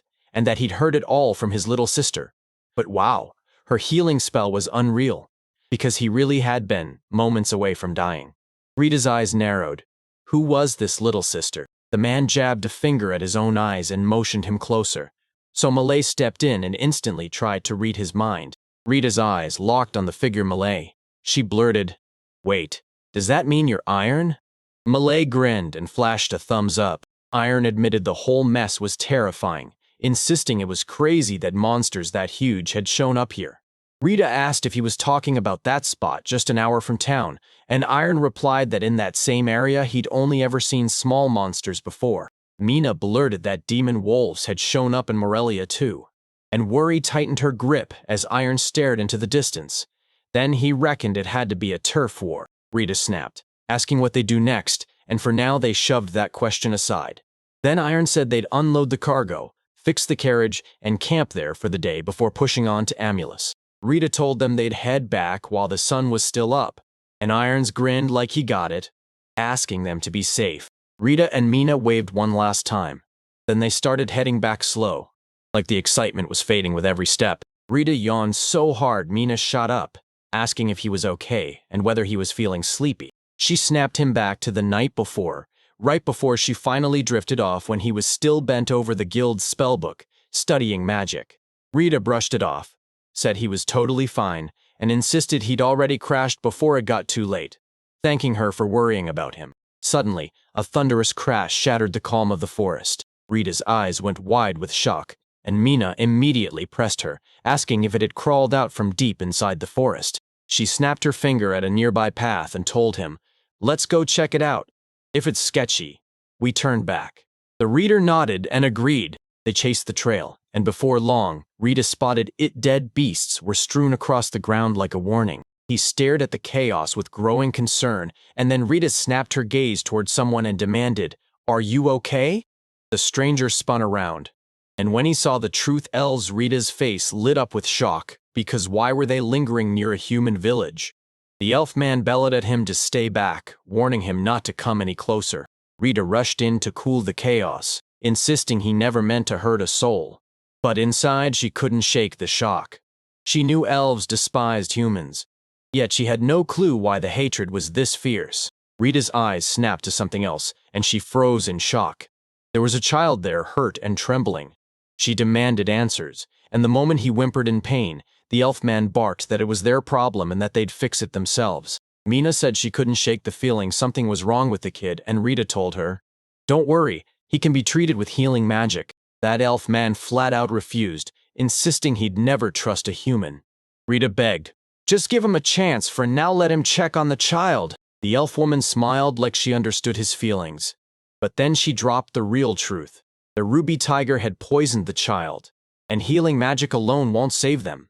She even said that when Rita snapped back with a quick antidote spell, the elf woman spun toward him, stunned. Then she pleaded, shaking with desperation, begging him to finally look at her son while the elf man blared her name, Edith. Edith shouted to Claus, warning him that if they kept going like this, the baby would die. Rita bolted straight past them without even slowing down. Klaus hoisted his arrow, then ripped into the air with a furious shout at the human. Mina lunged in front of Rita and threw her own body in the way, then snapped that if Rita even tried anything weird, Claus could hit her first because then it'd be a fair fight, right? Claus froze, stunned. Rita thanked Mina and then blurted out, "All right, here we go," before he kicked off the start. In his head, antidote magic flashed through his mind like a lifeline he couldn't afford to lose. And then, he felt pure gratitude that the guild's magic books taught him how, and he swore he'd master every healing and treatment spell he could. Then Rita stepped in and unleashed a healing spell. The elf child dripped sweat through the agony, and when Edith finally glanced at their face, she breathed out in relief slowly. Their grimace faded, and their expression eased into peace. Kate let out a soft whisper, relief rolling off her like a sigh, and thanked the heavens. Klaus snapped into a deep bow to Rita, blurted out an apology, and poured out a heartfelt thank you, because he truly meant it for how she treated his son. Klaus finally confessed they were short on cash for the treatment fee, but Rita waved it off and told him not to stress after all. He was just an adventurer who could always patch things up with healing magic. Rita then told Klaus, "If you really want to settle this, just march into the Adventure Guild in Amulus and file that the job's done." And she slapped a paper in their hands with the request fee on it. Klaus scanned it and went wide-eyed at the stack of silver coins listed. And when Edith said it was even cheaper than the potion they bought last time, Mina snapped the reason monsters had been multiplying lately. and the prices were only going to climb higher. Rita leaned in and demanded answers about the potion, and he couldn't stop wondering, why would they risk a human town when the elves were supposed to guard an elixir passed down through their bloodline? He'd also heard this thing was way more powerful than any potion. Klaus finally let it slip the elixir was gone. Rita snapped in shock, demanding to know how it happened. Klaus snapped back that it was all because a dragon did it. Rita's face went wide with shock. Klaus said a black dragon had suddenly swooped in near their village and struck without a warning, and Edith snapped that the warriors fought like hell somehow, forcing it back yet. The damage was already brutal. Worst of all, the elixir was totally gone, and plenty of warriors were still laid up, hurt and struggling. Klaus warned them that if another attack hit while they were like this, they'd be forced to pack up and flee the village. Mina softly called out to Rita, and when Rita smiled, he patted her head with the gentlest touch. Then she asked Klaus if he'd take them to their village, because he was sure his healing magic would be a huge help. Edith spun toward Klaus and whispered his name, and Klaus nodded right away, saying he'd trust him. Then he hesitated, not sure what to call him. That's when Rita stepped in and introduced himself as Rita. Klaus swore he'd convince every last person in the village, then begged, "Please save our warriors!" Right after that, the night finally arrived while Kate was still out cold. She felt him trembling under the ground, like something heavy was rolling beneath him. And then pain vanished. He figured he must have already died. Kate blinked awake, slow at first then. Mina snapped, "Are you okay?" As Kate stared back, totally lost and confused, Mina shot her a worried look and asked if it still hurt and if he was okay. And Kate blinked in shock, then assured her he was fine. Mina grinned so wide with pure relief and practically blurted that she was just so glad. Kate felt completely swamped, and she couldn't shake the question. What on earth was going on? He remembered tagging along with his dad and mom, plugging their ears tight while they trekked in from the human town with potions in hand. Then a ruby tiger ambushed them, and when it slammed into him, he thought he'd just met an angel. Then he noticed an old man standing there too. But in that moment, it didn't even matter. Mina slapped a wet towel on his forehead. Then Kate jolted upright and Mina's eyes went wide in shock. Kate's cheeks flared as she quickly introduced herself, thanking Mina for looking after him. And then Mina replied with her own name, saying they'd get along great. Kate pressed Mina about where she'd come from, and when Mina said Amulus, he practically erupted with excitement, yelling that he'd been there too that very day, while Mina just awkwardly nodded like, "I get it." Then Kate just kept talking. He couldn't stop, bragging that his dad was a beast with a sword, while his mom could whip up cooking and medicinal herbs like it was nothing. Rita gasped as she spun around, and she saw the trees bending into a clear path for the carriage. Mina leaned in and said that the moment the carriage rolled past, the trees would spring back into place and seal the path shut again. The wagon screeched to a halt out of nowhere, and Mina spun around, baffled what in the world just stopped it. Kate swore it never really stopped, that all only elves could tap into it. Ancient teleportation magic exploded into existence, and in the next heartbeat, they vanished into thin air. In the blink of an eye, they materialized right inside the village. Rita barely breathed out. "This is it." And Edith snapped back. "It's the elves' village." While Mina's nerves cranked up into pure dread, they planted themselves at the doorway, and Klaus shouted, "Rita." Rita swallowed her pride, apologized, and then blurted out whether he could heal the warriors right away. Then she lit up instantly, saying that's exactly why he'd been sent there. An elf suddenly gasped. Those claws had come back safe and sound. Then another elf snapped and yelled that a human was standing right there, and the first elf erupted, demanding answers, while guards instantly swarmed around them. The elf man bellowed at the top of his lungs, demanding to know who in the world gave the humans the okay to be brought inside. Klaus shot his voice through the crowd, demanding everyone listen. Then he spilled the truth. Rita can wield healing magic, and she even saved Kate's life after the monster attack. Elfman couldn't shake the doubt, was he really a healer? Because he swore human healers only cared about money. Mina shot in to protect Rita and snapped that he wasn't like that, and right on cue, Kate yelled, too insisting. Mina's father would never do something like that. Right then, a grizzled old elf burst onto the scene and demanded, "What's all this noise about?"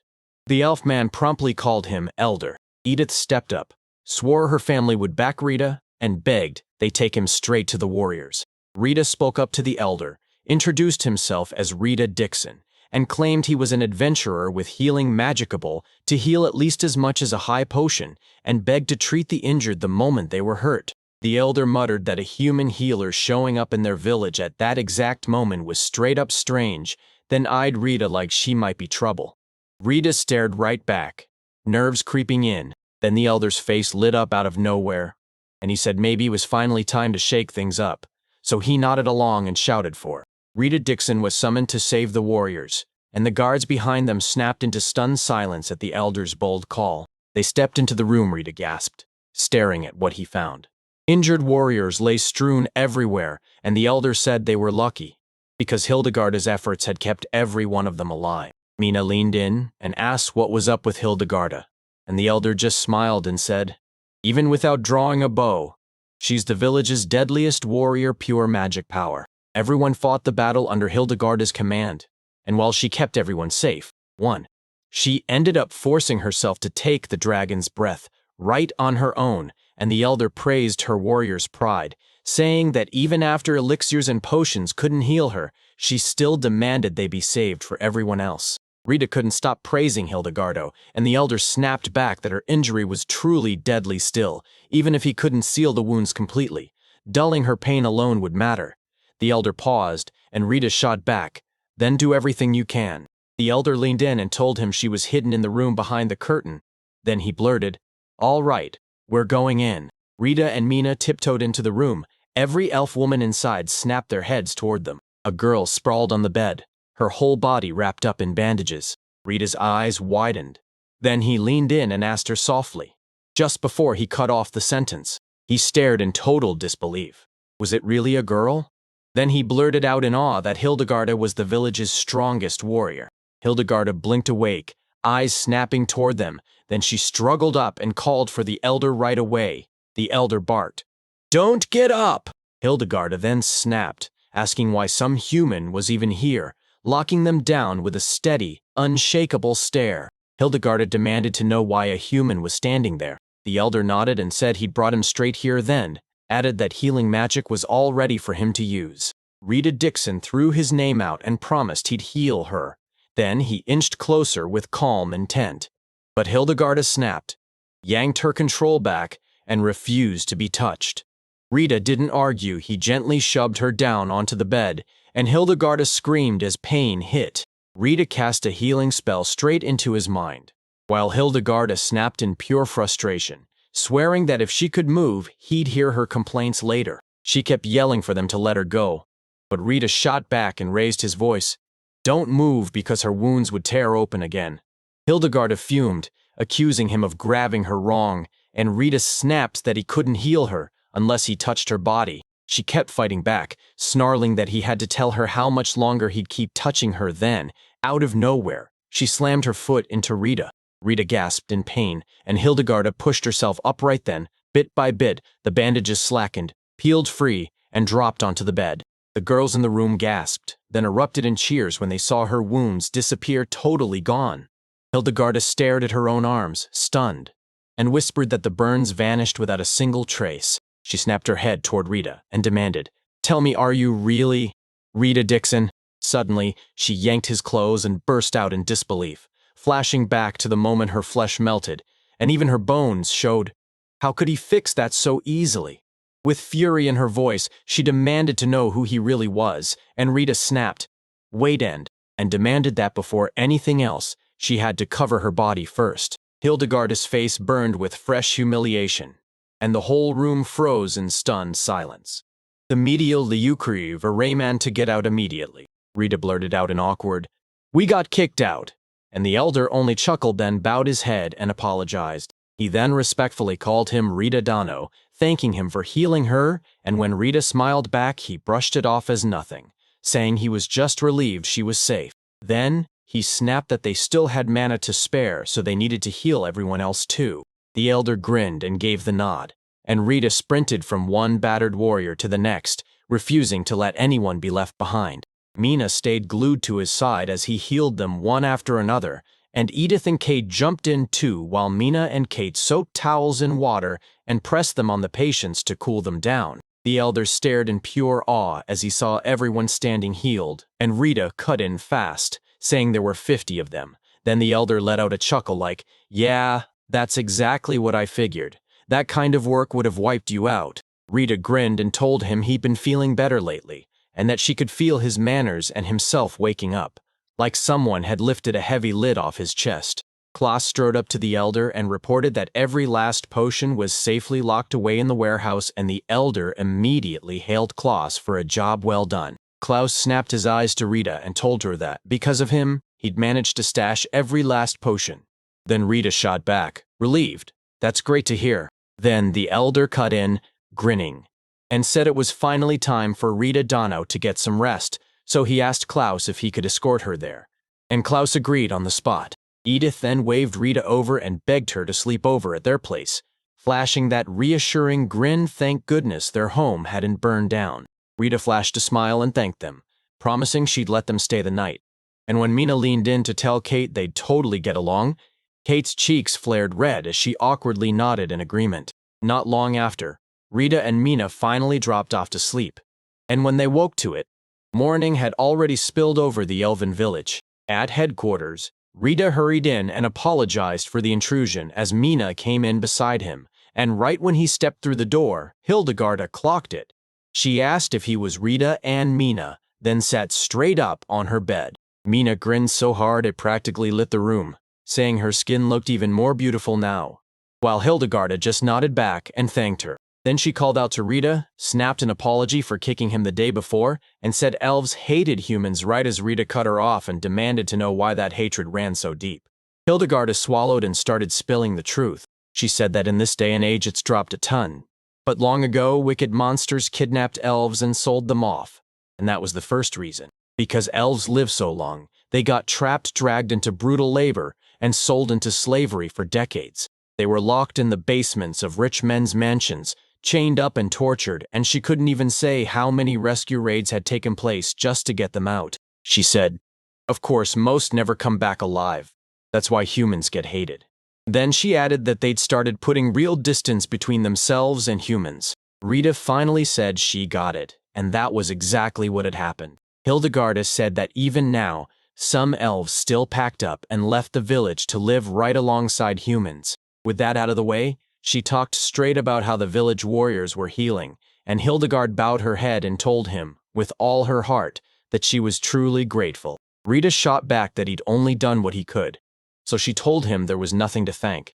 Mina immediately pouted and snapped at him, insisting that even if Wenichan was trying to thank him, he kept brushing it off like it didn't matter. Rita scratched his head, admitted he understood, and accepted her gratitude, and Hildegarda nodded like, "Yep, that's exactly how it should be." She then jabbed a finger at Mina and said she'd heard Mina had busted her ass alongside Kate too, so Hildegarda yanked Mina closer, promised her a hug as thanks, and when Mina let out a soft gasp, Hildegarda beamed and wrapped her up in a tight, warm embrace. She admitted that she loathed humans, but for these two, she'd let them call her Hilda, and Mina spun around, stunned, as she repeated it. Hildegarda lit up instantly, grinning and blurting that Mina was wildly cute. She squeezed Mina in a tighter hug and squealed that she'd even let Mina call her Wani-chan. Mina lit up, thanked her, and instantly called her Hilda Wani-chan. Rita let out a pleased grin,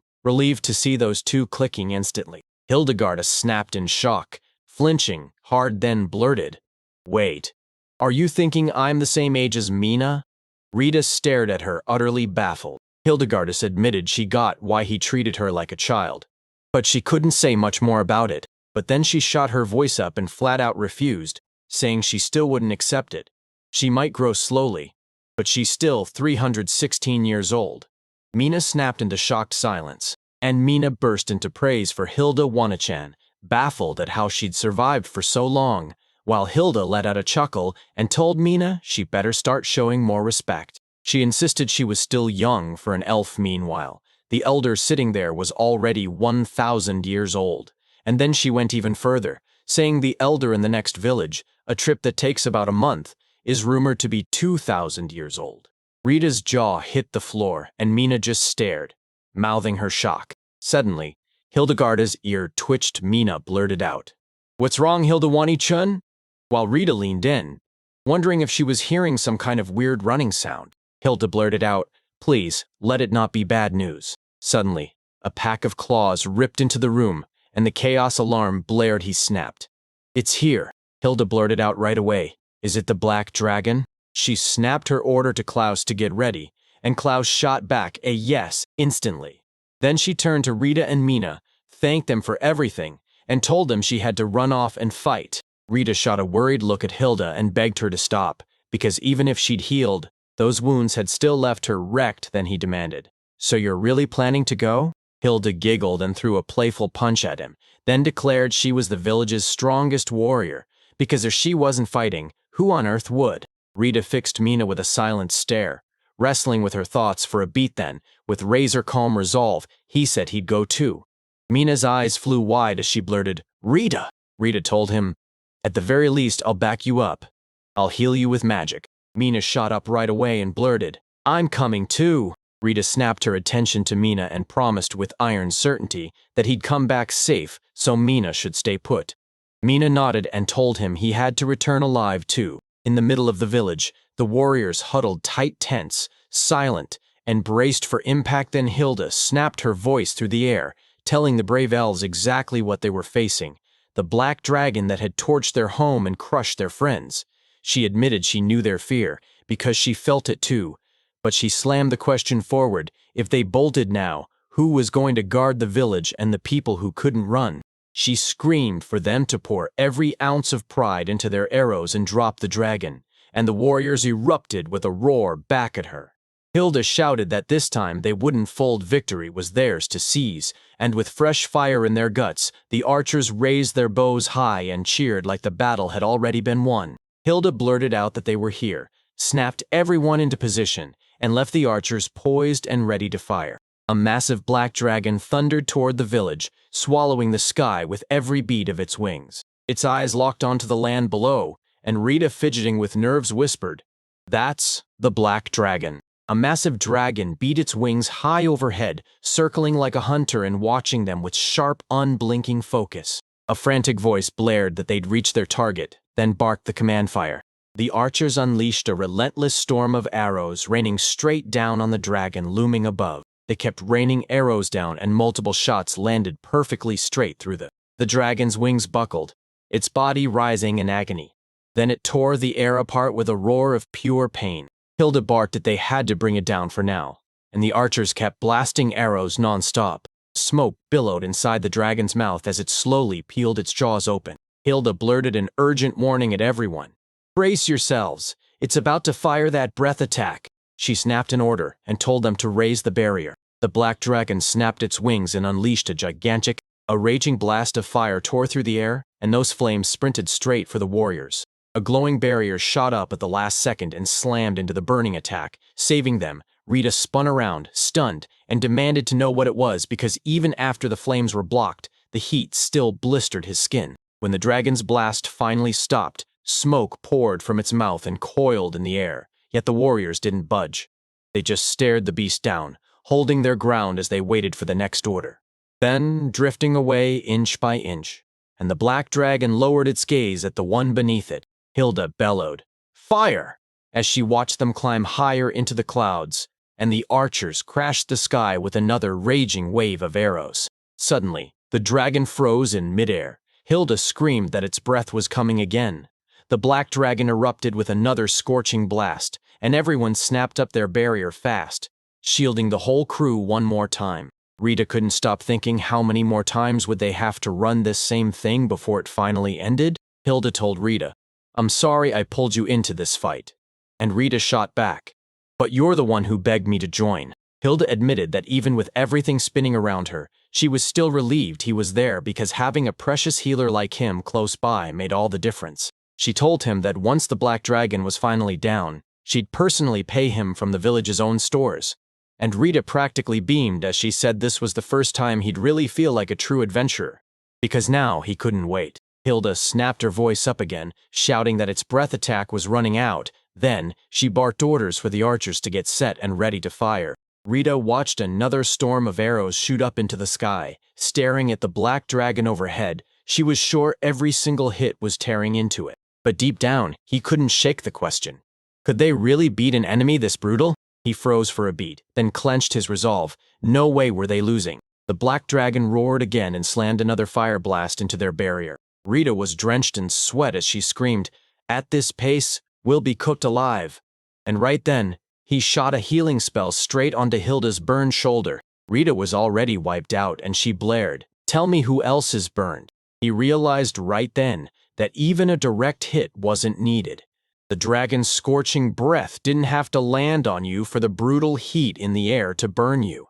And that's why so many injured people had already flooded in. The dragon's rampage finally fizzled out. Hilda snapped up her voice and swore its breath was done for, then shouted, "Everyone take aim and fire!" The archers loosed yet another volley, and the black dragon thrashed through the air, barely dodging until multiple arrows slammed into its body. It ripped the air with a furious roar. Hilda let out a quick laugh, then said the foolish dragon was finally getting seriously ticked off. She told her it never even bothered to notice what was happening to its own wings. And after all that, it was still just a lizard. So Rita stared at her, totally confused, and blurted out a question about the wings. He locked onto the black dragon's wings and his jaw dropped because they were already ripped to shreds. Rita screamed that its wings were already wrecked, then demanded whether everyone had been hunting for that exact outcome from the very start. Suddenly, smoke started funneling into the dragon's mouth, and its stomach bulged as the haze swelled thicker and thicker. Rita shot a shaky question and claws snapped. "Keep your eyes open. This is the dragon's trump card." Hilda snapped at everyone, yelling that flame bombs were on the way then. She barked for the barrier to go up as the dragon threw its jaws open. He clamped down and unleashed a blazing fireball that tore through the air. The impact ripped through the earth, shaking the ground like it had a pulse. Far off, Mina gasped in pure shock and blurted, "What the hell just happened?" Kate leaned in and whispered that it wasn't just loud, it rattled the whole place with heavy vibrations. Then he leaned in with total confidence, told her not to worry at all, and promised he'd stand between her and danger to protect her. The elf woman softly ruffled Mina's hair and told her, "Don't freak out." Then she made sure Mina knew Hildegardisma, Klaus, and Widasan were right there with her. She urged them to pray for everyone's safety, and Mina closed her eyes as she begged for Rita's protection, praying he'd give it everything and come back alive. A colossal burst of fire smashed straight into the barrier. Hilda snapped an order, "Strengthen it." She declared like it was the only option. He insisted that just 2 barriers would be more than enough to shut it down. Rita burst in to announce, "The injured are already treated." And she didn't waste a second, and he promised he'd back him up too. He powered the barrier by supplying mana. The barrier slammed into place, holding them safe from that blazing blast, and one warrior grinned, swearing they'd win right here while another roared for everyone to keep charging forward. Rita suddenly saw the black dragon winding up for another strike, and she snapped her head toward Hilda and blurted, "Look!" Hilda screamed, "This is bad!" Because the dragon didn't even give them a breath, firing 2 shots back to back, and Hilda cursed it, furious that even with its own body hurt, it still wanted to torch them all. The dragon yanked its mouth open again, and Hilda's voice shot up in panic as she shouted that no dragon had ever been this reckless. Then the beast tore straight into another attack. Hilda shouted to Rita, telling him that even if he was the only one who got out, he still had to bolt from there. Then Rita shot back a firm, instant no. The barrier shattered from the hit, and Hilda screamed at everyone to dump more mana into it, because if they didn't, it wouldn't last a second longer. The barrier cracked apart in an instant, and Rita just froze, eyes wide with pure shock. A flame bomb inched through the air straight at them, and Rita locked eyes on it like it owed him an apology. He wasn't dying here. Not today. Not ever. Alive. Guaranteed.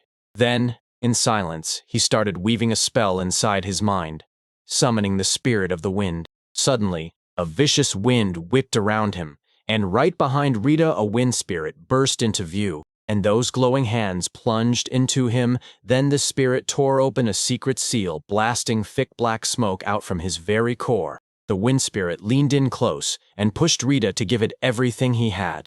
Black smoke erupted from Rita's body, thickening and darkening as the seal fought to tear itself open.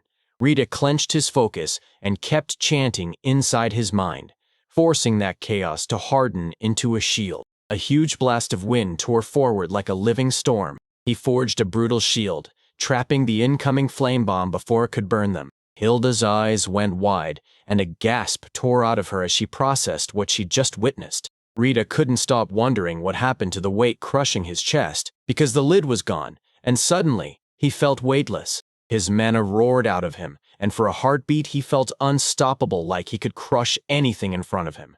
Rita's chant echoed in his head again, summoning the wind spirit to turn into an invisible blade that sliced through the air like it was dancing. Then, right there in the open, he screamed that he was going to crush that cursed lizard with his own hands. The wind blade tore across the sky and rocketed straight for the black dragon, slicing the air as it flew. It slammed the black dragon's wings. The creature screamed like it was dying as its wing got cleanly ripped off, and it thrashed wildly in the sky. Lost his footing and went down hard. Twitter cracked as the dragon slammed into the earth. It surged back up and let out a furious roar. Then the black dragon snapped, trying to open its mouth and unleash its attack again. Klaus grinned and said it couldn't breathe anymore since its fangs were smashed, couldn't fly anymore because its wings were cut right now. It was just a hulking lizard, and Hilda snapped, yelling for everyone to act now. Rita fired one more spell straight into his mind, begging it to seize the dragon, and when he screamed the spell's name, brutal vines erupted from the ground, choking, wrapping, and pinning the dragon to the spot. Hilda spun toward you, eyes wide with pure shock. In the middle of her thoughts, she couldn't stop wondering what kind of man he really was. She'd always thought he was unreliable, but somehow he still had the nerve to face a dragon head-on and fight it straight to its face. She'd thought he was just a healer. But then he slammed a spell into the dragon's breath, knocked it down, and sliced off its wings in one breath. Hilda shook with pure excitement, stunned that she'd ever seen someone like him. No, someone like this man. Watching him lit a spark in her chest. Then Hilda snapped, "Rita, over here," and told him, "We're finishing this together," thrusting her hands forward and urging him to pour his wind magic into them. Her heartbeat went wild as Rita took her hands. Rita's face went warm with a blush as nerves kicked in, and she asked Mana, "Was this really right?" Then Mana surged between them like a wave, and Hilda erupted, shouting, "More! Give me everything you've got!" Rita shot back with a fierce, "Do it!" And as she pushed her will forward, wind magic blazed at her arrow's tip, glowing bright enough to light the whole battlefield. Hilda blared at the top of her lungs and announced that the black dragon that had wrecked their village. The village was about to fall to Hildegarda Idera and Rita Dixon. Then she loosed the arrow. The arrow streaked straight for the dragon, and when it locked onto the incoming hit, the dragon's eyes went wide in shock. The arrow slammed into his head with a thunderous explosion. The moment the dragon's roots finally loosened, a fierce gust of wind exploded outward in every direction. The massive beast slammed onto the ground with one last brutal thud, going dead still, while blood seeped slowly from its skull. Rita and Hilda froze on the spot, staring in shock at the dragon's lifeless body. Rita leaned in and whispered, "Is it over?" Then Hilda spun around and shouted, "It's our victory!" Victory was theirs. Then she strode forward, blared her voice so every warrior could hear, and demanded that their victory cries roll clear across the forest and mountains, so the whole world knew they were still standing. Elves erupted in loud cheers for their forest, for their earth, and for their brand new friends, Rita Dixon and Mina Dixon. While joyful voices soared and laughter rolled through the air, everyone packed in shoulder to shoulder, cheering loud and tore into the feast like it was the best moment of their lives. Edith leaned in and asked Rita if the food hit his taste, and Rita grinned, saying the fruit wine was absolutely delicious. The woman burst into giggles and said he really had a thing for wine, while Rita scratched his head and let out a quiet chuckle, stunned by how breathtaking she was. Mina then grinned and added that the juice and food were amazing too. Kate's cheeks flared red as she blurted out that those dishes were amazing too, practically urging him to take a bite, and Mina's smile lit up as she thanked him. Mina lit up and said it felt like another festival was coming, and Rita nodded like, "Yep, you're totally right." Kate frowned, clearly lost, and asked which festival she meant and where it was supposed to be. Still chewing, Mina leaned in and told us how, just 10 days ago, they'd thrown a festival in Morelia after wiping out the demon wolves. Edith gasped in pure amazement and told her that he'd even wiped out demon wolves. Rita blushed and admitted, "No way. It wasn't just him. Everyone had teamed up, just like they were doing right now. Rita's smile vanished in an instant. She went serious and warned them that even after crushing the black dragon, trouble was still coming their way. Edith snapped to Rita's attention and demanded he look at the seed sitting in her palm. Then Rita shot back, asking if it was the very fruit seed from the food they'd just devoured. Edith clutched her focus and silently summoned the earth spirit inside her mind. Then the seed jolted to life and started growing fast. Mina gasped in shock and cheered Edith on, and Edith grinned back, saying elves knew exactly how to help plants thrive. The root trees still needed about 3 more years to get back to normal, even though other trees would burst back into full leaf come summer. The elder stormed up out of nowhere and blurted out an apology for keeping Rita Donna waiting, and Rita shot back. "I was wondering where you disappeared to."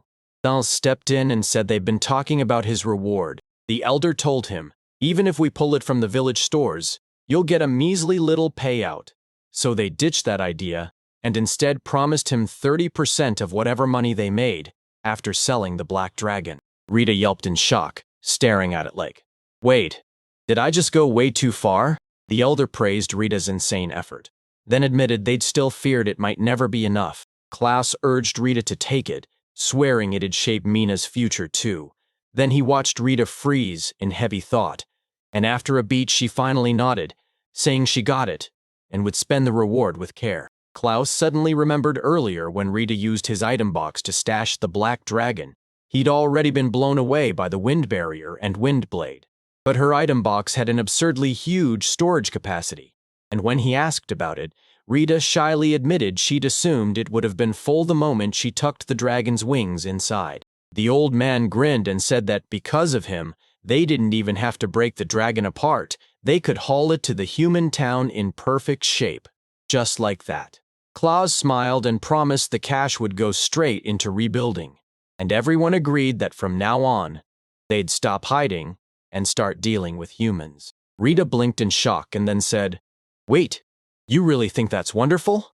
I didn't expect that." Suddenly, Hilda snapped up and said, "That's not the only reward." The elder and Klaus whipped their heads toward her, eyes packed with questions. Hilda told Rita she'd heard he didn't even have a spouse yet, and Rita blinked in confusion, then admitted, yes. Waiting for her to speak again, Hilda grinned so wide it felt reckless. And then she boldly announced, "Because of this, I, Hildegarda Idera, will be his wife." Every single person froze in stunned silence, like the whole village held its breath, and Rita's jaw just dropped in pure disbelief. Panic hit him. He clutched his head and fumbled his thoughts, trying to figure out what she was saying. The elves froze in stung disbelief because Hildegarda had just said something they never thought she'd dare to say. One elf blurted that Hilda was pulling the exact same move as her older sister, and another couldn't believe it, demanding if Hilda really said she'd marry a human. Hilda snapped, demanding to know if they'd just talked about her like that. Mina then tugged the elder's robe and, with a sweet, innocent grin, asked whether Hilda Wunachan had an older sister too. The elder gently patted her head and said she was right, then told her he'd have to explain it to her and their son-in-law too. Rita flashed an awkward smile and blurted, shocked, "Wait, son-in-law?" The elder puffed with pride and declared it himself. Hildegarda didn't just have a sister, she had an older one. Among the village's few kids, the two sisters clung to a strange, unbreakable bond that felt way too special for something so young. And about 50 years back, when Hilda finally hit 260 years old, her own sister ran off and broke every rule of the tribe, straight up eloping with a human, and she'd done it too. Ever since then, Hildegarda's hatred for humans only burned hotter. Hilda screamed, her voice shaking with raw despair and rage, blasting those human scum with one question: how dare they rip her sister away from her? Shaking off the sting of a sister who ditched her and shattered the elven rule that forbids contact with humans, she swore she'd become a warrior as rebellion. When Hilda heard it, she snorted and said love and romance were pointless. She'd live and die as a warrior. Klaus looked back on that moment and mocked her, spitting out her old words about living as a warrior like it was a joke. But then Hilda, all calm and deadly, murmured his name under her breath, before yanking her sword up and charging straight at him. Klaus burst into laughter and swore he'd never lose in close-quarters combat. The elves erupted into loud cheers as Klaus and Hilda slammed swords together. With a stiff grin, Rita blurted. So, you were only joking about the marriage, right? And Mina shot back. Wait, aren't you glad about it? Then morning burst in, and a magic circle had already been carved into the ground. Kate beamed and promised she'd see him next time, and Mina grinned back, saying she'd be waiting right there for him. Hilda turned to Rita and told him she couldn't stay with him for a bit, but he shouldn't fall into sadness. Them you swore she'd come to his place soon.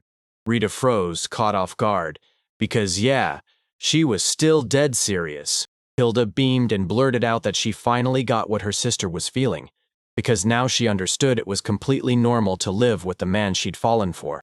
Rita's eyes widened. Did she really fall for him for real? Hilda snapped back, fierce and sure that she'd never joke about something like that. Then she confessed, straight from the bottom of her heart, she'd fallen in love with a man like him. Klaus suddenly cut her off and sneered, repeating her old, live as a warrior words right back at her. Then Hilda recoiled and snapped, punching him straight in the face out of pure annoyance.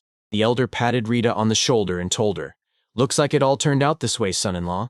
And Rita let out an awkward little laugh. In his head, he flashed a wild thought. Was this being forced on him? Then he shut it down before it could take root. Klaus told him it was time to move, and Rita answered him with a polite, composed reply. The elves said their goodbyes, wishing their friends safe roads ahead, and Rita shot his voice up, delivering one final farewell to everyone before they set off. The magic circle flared to life and yanked them back into the forest, and Rita couldn't stop herself from grinning after a dragon and elves. She was sure both the guild and Malaysian would be blown away. Afterward, at the Amulet Guild, Malay erupted in frustration, demanding to know why he vanished without a word, and Rita's nerves spiraled as she worried she was crying. Even as real anger burned through her, Malay blurted out that she'd been terrified, so terrified it hurt. And the worst part? He dragged Mina-chan along for 2 whole days. Rita and Mina froze, bowed deep, and apologized side by side, dead guilty. Malay's tears exploded as she blurted that she'd been scared to death they'd crash into some kind of disaster. And then the guild hit so hard, she even started to believe they must have gone somewhere else, because she just couldn't stand what they'd been feeling, and her head spun with wild, tangled thoughts. Still choking up, Malay clutched Rita's hand and poured out a heartfelt thank you for coming back safe. Klaus ripped off his robe, blurted out an apology, and confessed that Rita had rushed outside town to help them. Then Malay snapped her head toward him, eyes huge, and froze in shock when she realized he was an elf. After a while, they spilled the whole story, and as Malay wrote it out, he kept repeating it like he couldn't believe his own ears. He really had healed the elves in their village and then wiped out a black dragon. And when they asked, Rita just said, yes. Malay pressed on, saying rebuilding would drain a fortune. So he wanted the guild to judge the true worth of the black dragon. Klaus nodded right away and confirmed it. Suddenly, Malay snapped her fingers and remembered. She blurted that she was sure Rita had an item box. Then she snapped to herself fast. No way it was possible. A dragon could cram right inside it, and she couldn't shake the feeling what in the world had gotten into her. Rita scratched his head and let out an awkward laugh, and Malay fired back with a shaky little chuckle, like he couldn't help himself. Klaus spoke up with eerie calm and said he'd actually brought it then. He threw the weight of everything onto her, demanding she judge it, while Malay snapped in panic and cried out in shock. She warned him, don't bring it inside the building, then shot back that no one in that remote guild was even able to judge something like that. Klaus snapped that this was a real headache, and Rita immediately pressed, do we have to head to the capital? Millie snapped, demanding they stop right there, swearing she'd summon someone from the capital to inspect it and another to handle the transport. Rita shot back, is that really even possible?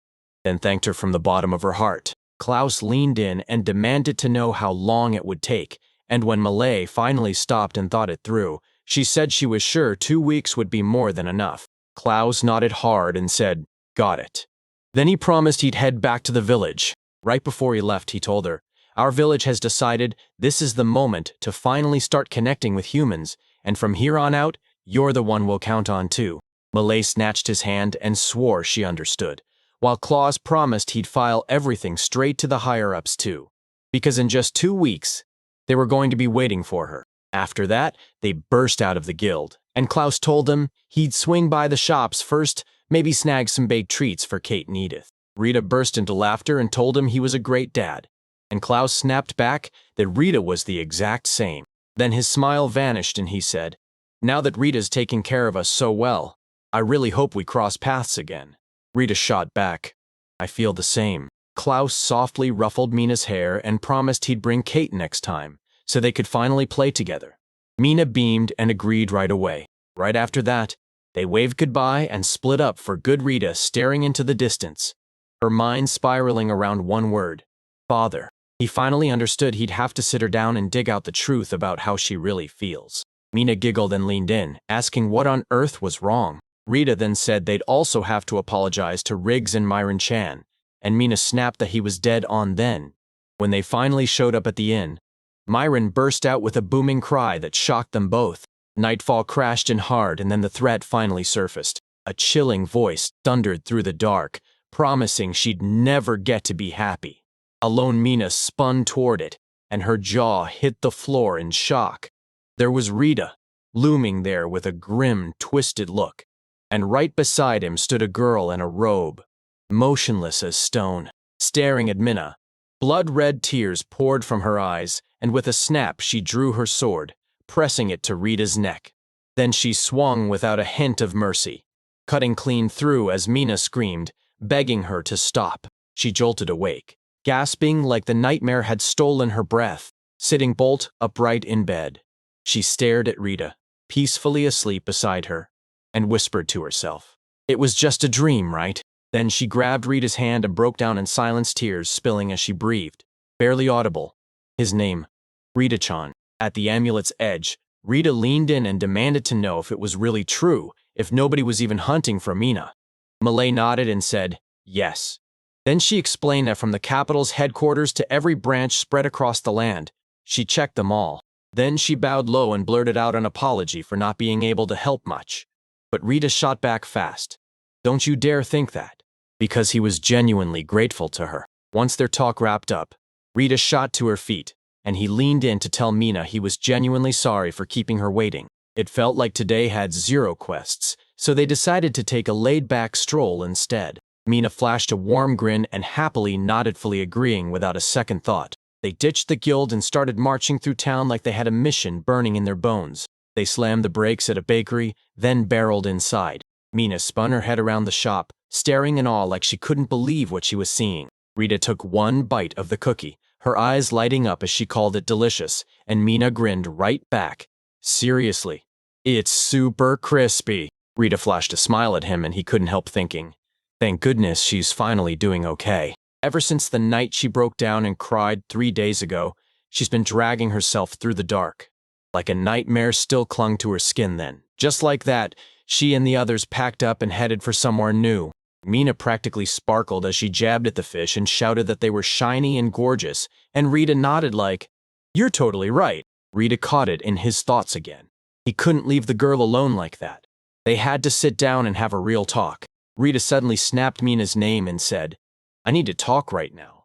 And Mina shot back, "About what?" Rita leaned in and told her flat out, he'd never been married, and he'd never raised a kid a day in his life. If she wants it too, then maybe they'll finally become a real family like father and daughter. Mina spun toward him and asked if being a family like that was really okay. Then a voice snapped in out of nowhere, declaring it absolutely wasn't. Rita lunged in front of Mina, throwing up a shield as Mina turned toward the voice, and the mysterious figure snapped at the old man to look over there. Rita shot her a harsh stare, then narrowed his eyes and snapped, "Who are you?" As the hooded figure pulled back her hood, a mysterious girl was revealed into the robe. Mina's eyes went wide and she blurted in shock as she realized it was her older sister, while Rita snapped in surprise and asked if this was Mina's one-of-a-kind, and the girl just smiled, greeted Mina, and said it's been a long time. She confessed she'd been searching for Mina, and that girl flashed a smug grin, then practically purred that she was just relieved Mina was safe. Mina stared at her in pure shock, and then she whispered, "Wani-chun?" But the girl's face instantly twisted the moment she said Mina would become family with that old man. Rage flashed in her eyes as she snapped, "Never, not in my world," and with one brutal motion she hurled the dagger. Rita lunged to the side at the last second and barely dodged it. Rita jolted in shock and blurted, "What are you doing?" The girl scoffed and shot back that even if he moved slow, he'd still be able to react to all of that. Mina let out another terrified cry, scrambling for her sister's name. And the moment she did, the girl snapped at her to shut up. She then snapped, icy and merciless. After that old man's death, Mina was next. Mina's body went cold with terror and Rita snapped, demanding to know what she was saying. Then the girl hurled another dagger and screamed for him to shut up. Rita demanded to know if she wasn't Mina's one-eye son, and the girl snapped back, I am, then introduced herself as Luna and leapt off the roof like it was nothing. Luna snapped that the proposal he'd faked wasn't for someone else. It was for her little sister. Rita replayed her movements in his head, and just the way she stood, screamed danger. She was brutally skilled. Rita snapped at Mina to duck behind the bridge pillar, and even though Mina was still spinning with confusion, she obeyed in a quiet rush. Rita swung around to Luna and demanded, Why would you say you'd kill your own sister? Luna shot him a cold look and demanded he stop saying her name so casually.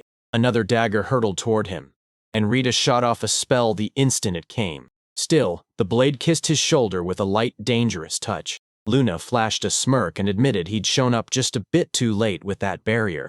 Mina blurted the same question again, begging her sister to stop, while Luna's eyes turned black as she whispered, Why? Back, calm and deadly. Suddenly she sprang at Rita, screamed that the same creep wanted to exploit Mina, and declared this guy scum too. She lunged at him with her dagger, and Luna snapped her blade through the air.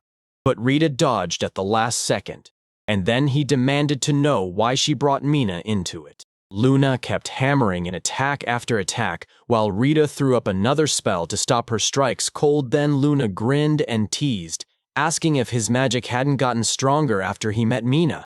Rita's words hit him like lightning suddenly. He fell stone silent. Luna sprang into the air, swore she already knew, and hurled a storm of daggers at him, then snapped that he was abusing Mina's gifted skill. Rita snapped his barrier up again, and confusion hit him hard as he blurted, Gift, once more. Then he threw himself down when the daggers ripped their path midair. He thought it was going to end any second, so close it almost stole his breath. Luna leaned in and asked, Do you know it now? Then she dropped the truth. Mina's skill lets her boost the power of every ally standing nearby. Rita finally got it, so that's why he could heal dozens of people, and that's also how he managed to slash the black dragon's wings. Luna scrunched her brows, totally baffled, and couldn't stop wondering what on earth that man was talking about. Mina snapped, begging her sister to stop, swearing that he wasn't the villain everyone claimed he was. A dagger suddenly whistled toward Mina, but Rita snapped up a barrier and stopped it dead. Then Luna fumed, screaming that she'd already warned Mina would be next. Rita snapped back, yelling what she was doing, and he fired off the question. How could she treat her own sister like that, when they were supposed to be family? Luna shot back, That's exactly it, then leaned in and asked if he knew what was going on, because she'd been watching them for days. That's why she'd snatch Mina away from a filthy creep like him, drag her back, and end her. Luna whipped another storm of daggers. Rita snapped up his barrier, but one still slipped through and slammed into his shoulder. Mina blurted out Rita's name, panicked to the core, but Rita spun around and said he was fine. Then Luna flashed a soft smile, asked Mina to head back with her, and promised that if they returned together, they'd be forgiven for sure. Mina snapped her head side to side, shouted, No, and refused to go back, then leaned in and told Luna she'd been acting really weird. Rita bandaged the cut on his shoulder and told him she didn't think he had the full picture, because Mina was absolutely refusing to go. After his first run-in with Mina, he finally knew it. Luna was hustling her toward something awful.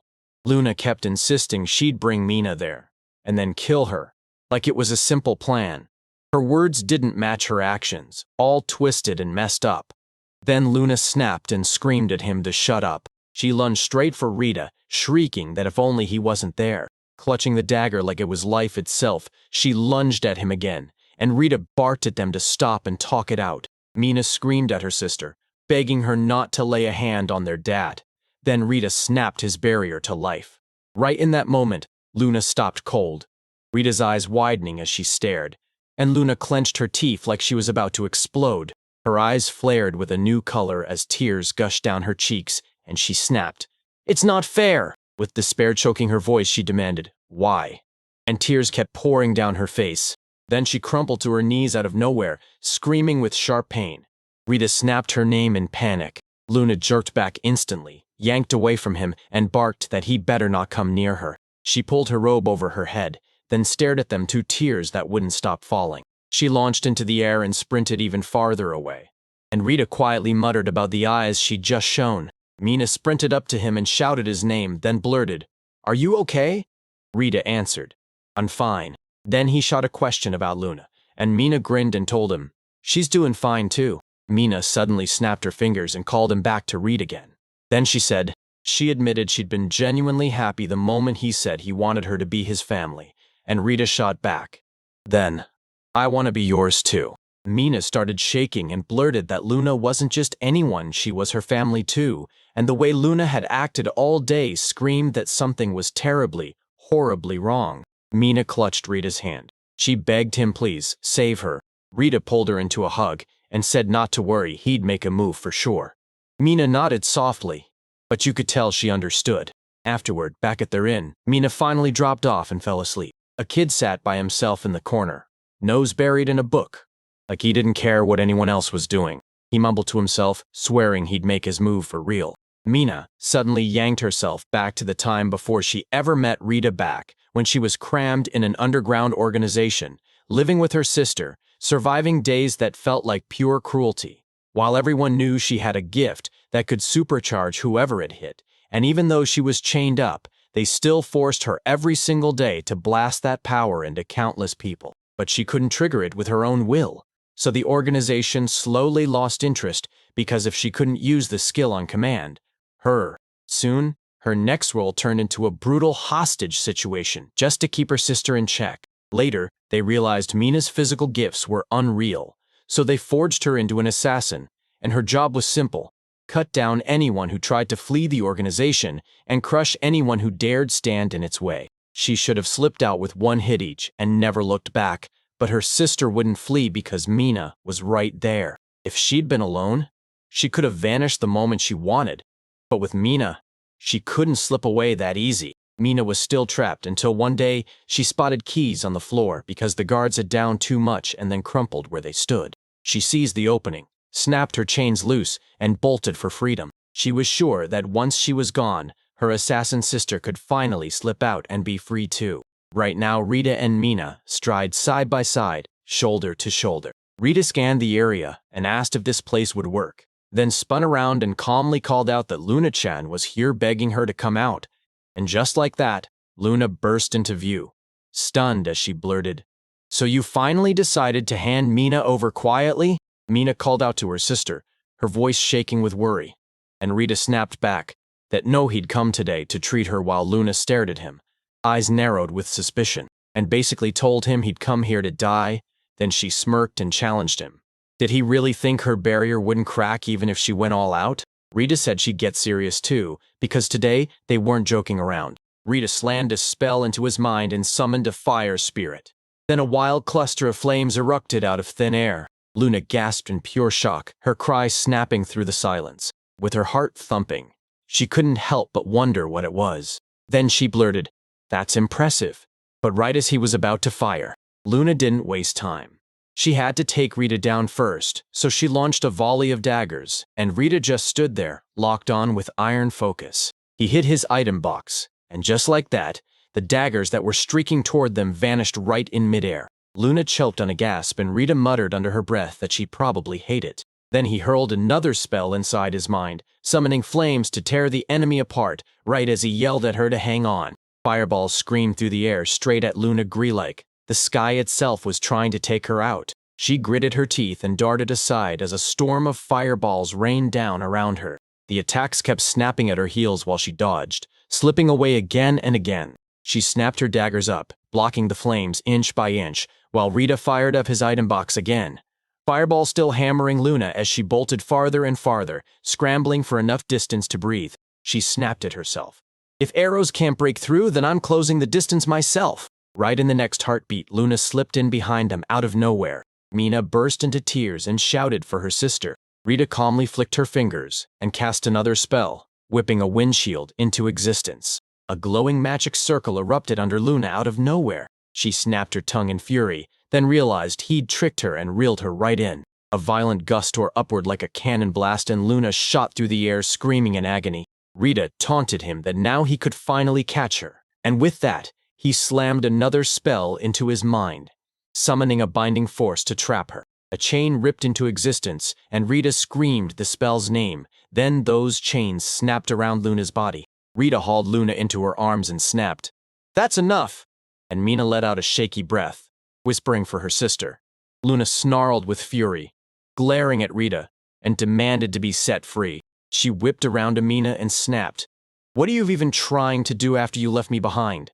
Mina shot back at full volume, "You're wrong." Luna ground her teeth and swore that once she got Mina back, she'd kill her. Rita flashed a soft smile and told Luna-chan he'd worked hard enough, that it was okay now, and Luna just stared back, utterly confused, demanding he explain what he meant. Rita then hurled another spell to break free the control, then she grabbed Luna's face, and a glowing magic circle snapped into existence. Luna screamed out loud, and right then, a memory slammed into her like a flashbang. The rival leader's face, his grin turning cruel, his men cackling as they praised her work and declared it was time for the next mission. The man lifted the cane of domination and unleashed its power. Then he barked orders at Luna Piers to bring her sister back.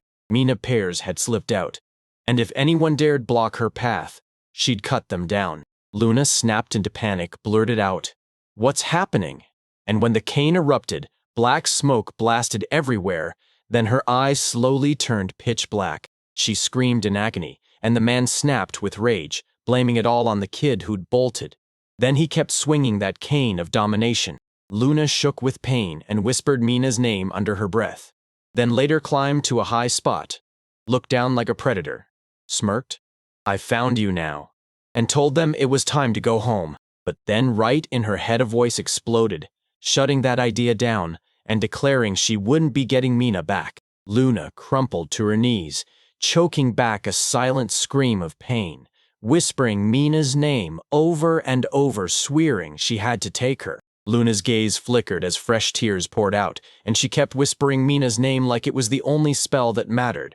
While up above, Mina just smiled, shining bright. Another voice inside her head exhaled in relief, going, "Good, Mina's happy." Luna suddenly gasped, wham! A brutal headache slammed into her skull, and she demanded to know why Mina alone got to be treated like this. Mina kept smiling sweetly as a hand softly patted her head, and Luna couldn't help but mutter that it wasn't fair. Confusion erupted in her head, shouting, "What am I even?" Luna dropped to her knees again and again, repeating, "This isn't fair," until it felt like it would never stop. Inside Luna's head, Luna screamed for it to stop. Then her emotions went spinning out of control.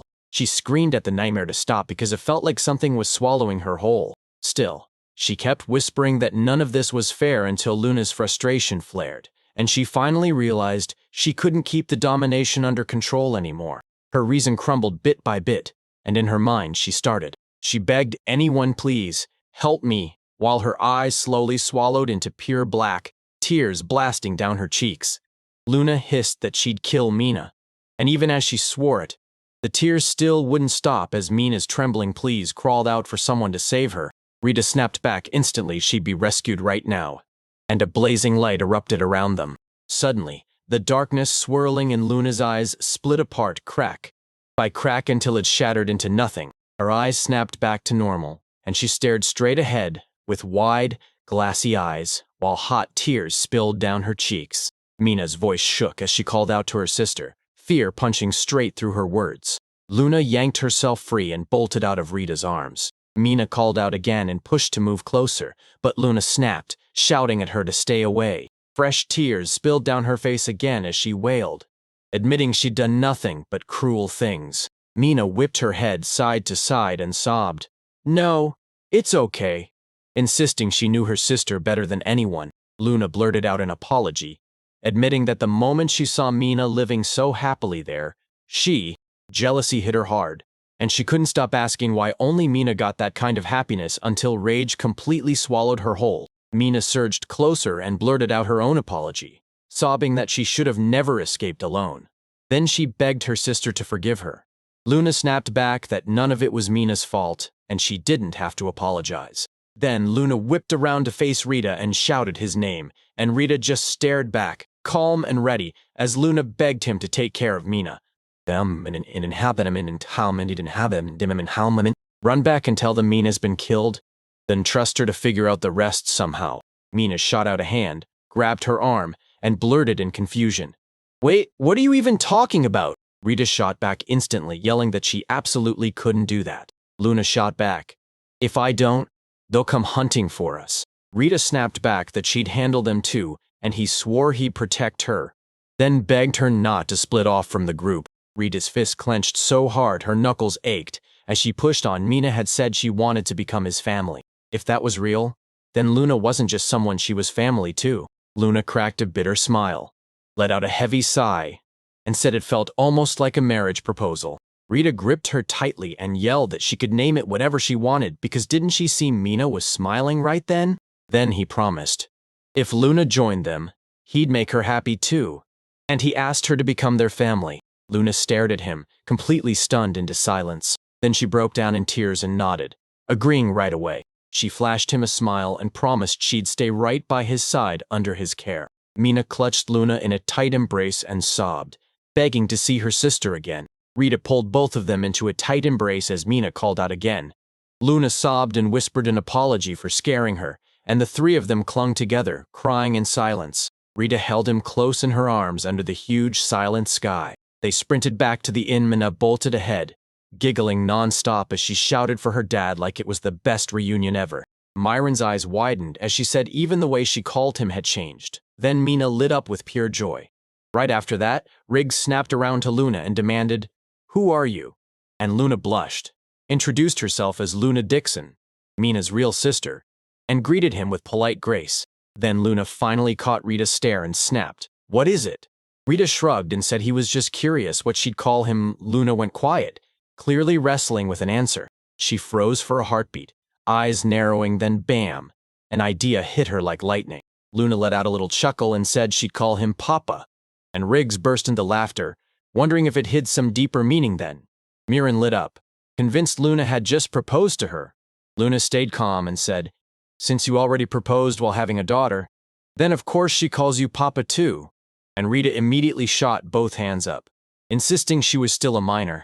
Luna leaned in, flashed a soft smile, and told me she'd be an adult by next month. Then she beamed and pushed them toward the guild, yelling for Mina and Papa at the same time, while Rita blinked in confusion and demanded Luna explain this, since Luna had just said she wanted to make him her family. Luna spun back to him, shocked, like she couldn't believe this was his whole vibe. Mina giggled right beside them and said it sounded like so much fun. Rick's grin spread as he watched the chaos kick off, and he joked that it was about to get way louder from here on out. Everyone burst into laughter. Moments later, they reached the gilded place, and Malay burst out. "All done, everything's finished now." Then she asked Mina if it made her happy to finally meet her older sister, and Mina lit up and said yes, she really was. Luna suddenly shouted for Malay too, and Malay whipped around to her, eyebrows up. "What is it?" Luna tossed out a casual promise that they'd swing by again next month, so Rita could make him her husband. Malay jerked back in shock, fumbled for words, and finally gave a shaky, hesitant nod. Rita, just as stunned, blurted out a confused, "Wait, what?" Then Luna fired off a reminder. Papa promised her he'd make her happy and fold her into his family for real, and she'd already locked in that promise. No turning back. Malay grinned, voice soft and warm, saying she'd be right there when that day finally came. Rita snapped into fresh disbelief, crying out again at Malay's answer. 1 week later, once he'd finally clicked with Mina and Luna, the three of them hit the streets together for a walk through town. Tex spotted Rita and shouted her name right away.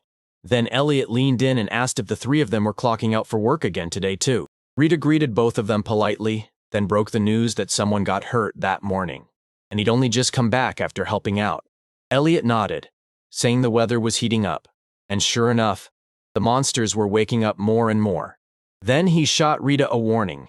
"Be careful too." Luna strode in with total confidence and told everyone not to worry, because if monsters showed up, she'd take care of them all by herself. She spun back with a bright grin, blurted, "Papa," to Rita, and asked if he was on board. Then Rita awkwardly nodded with a plain, hesitant yes. Elliot gave a smug chuckle and told Rita he'd be counting on her, And Rita shot back fast that he still shouldn't let them go reckless. Tex just laughed and said it was totally fine because the two of them were basically bursting with energy. Then, the Tex suddenly yanked Rita closer and slipped in a fresh, quiet bombshell. He pushed the idea like a spark, telling them to hit a cozy pub and grab some drinks. Rita admitted he really wanted to go, but the moment his daughters found out, he knew it would scare them out of their minds. Then Luna called out for Papa and declared, "It's time, we're coming back for lunch already." She added that she and Mina were starving out of their minds. Tex shot back that he didn't want Rita getting dragged into trouble, and Rita nodded, saying this was even worse than that. He pictured Mina staring at him with pure disgust, shoving him away like he was poison, and his heart shattered into a million pieces, because in that moment, he was nothing but a filthy father. Mina blurted out, "Dad," and yanked him out of his daze while Rita rubbed her head, apologized in a rush, and told them it was time to get moving. He shot a quick wave of goodbye at the two men. Rita had barely turned around as Luna, while heading back to the inn, suddenly shouted at Papa again. And when Rita asked what Tex meant by a nice pub, she nearly choked on pure shock. He quickly told me the truth. Tex was only inviting him out for drinks. Luna flashed a soft smirk, leaned in close, and whispered into Mina's ear then. Mina instantly grabbed. Rita launched at him and shouted, calling him dirty. And Rita's face went bone white with shock. Mina then snapped her eyes to Luna and asked, "Did I do it right?" Luna chuckled warmly and praised her effort, but Rita shot back, dead serious, that he truly wouldn't go there. Later, Mina and Miran sprinted back to the end and purified it. Luna jumped in to help the Riggs with the cooking, and they all huddled together doing it. Then, right from outside, someone's voice cut in, demanding, "Hey, does Rita Dixon live here?" Meanwhile, Rita was buried in his room studying magic when a thunderous knock slammed into the door and ripped his focus apart. Mina yanked the door open and yelled for Dad that a customer was here, and Luna jumped in. "It's a girl!" Rita stared with pure curiosity, dying to know who it was. While Mina suddenly slapped her forehead, she'd completely forgotten to ask the visitor's name. Then Luna smirked and teased, wondering out loud if Papa's old flame had returned just to reunite with him, and saying she'd get serious if that was really happening. Rita spun toward her, stunned, totally lost on what she meant. He raced downstairs and spotted a young woman waiting at the entrance. Then her face lit up the moment she saw him, stunned that the girl she was hoping for was really Rita. Rita's eyes narrowed as she repeated her name, and she demanded to know why Aisha Orla, one of his old party members, was there in the first place. Aisha gave a quiet answer. There was no big reason. Jill kicked him out, then vanished from the Jet Black Wolves too. Rita looked totally baffled and blurted, "How could that be? I only just joined the Jet Black Wolves." Luna then blurted that Papa used to be an adventurer until his old party kicked him out, and she couldn't stop asking why. Elisha immediately leaned in, saying that's exactly what she wanted to know too. Then Luna remembered how she'd protested to the leader. She got furious at that answer, "If you're unhappy, quit." So she did exactly that and stormed out, and Luna was left shaking her head, saying it made zero sense to toss away a rare healer like that, and then wondering what kind of people would even do it. Then it hit her. Another sudden thought flashed in her mind. She couldn't stop herself from wondering if he'd really gone and laid hands on the girls at that party. Then Rita's jaw just dropped. Stunned by the accusation, he snapped it away fast, then swore up and down that both Nico and Rosalie had liked Jill. Mina leaned in and demanded, "So what does that mean for Aisha?" Aisha froze at the question, then stammered as she forced herself to start answering. Right then, before she could finish, Rita lunged in and clamped a hand over her mouth to shut her down. Fast then he snapped, "So why did you come here in the first place?" Aisha said that after she quit, she tried working solo for a while, but it drained her, and it wasn't worth it. Then she spotted a migration flyer for Amulus, and that's when she decided she had to go. She lit up with pride and said she'd finally joined a vigilante crew, then revealed she guarded the gates at the Lord's mansion, and she couldn't stop smiling about how she ended up there. Rita blinked in mild shock when she heard she was the Lord's gatekeeper. And then, he hit her with a grin if she really ran with a vigilante crew. She had to be earning steady money too. Aisha nodded and vowed to send cash back to the countryside where she'd grown up as an orphan. Then it hit her. She remembered something else, and she blurted it out. She'd heard him through rumors, and they were wild. People swore he marched into the elf village and defeated a dragon. Luna stared in total disbelief. blurting out questions about the elf dragon, and Mina beamed proudly, saying Dad really had put in the work.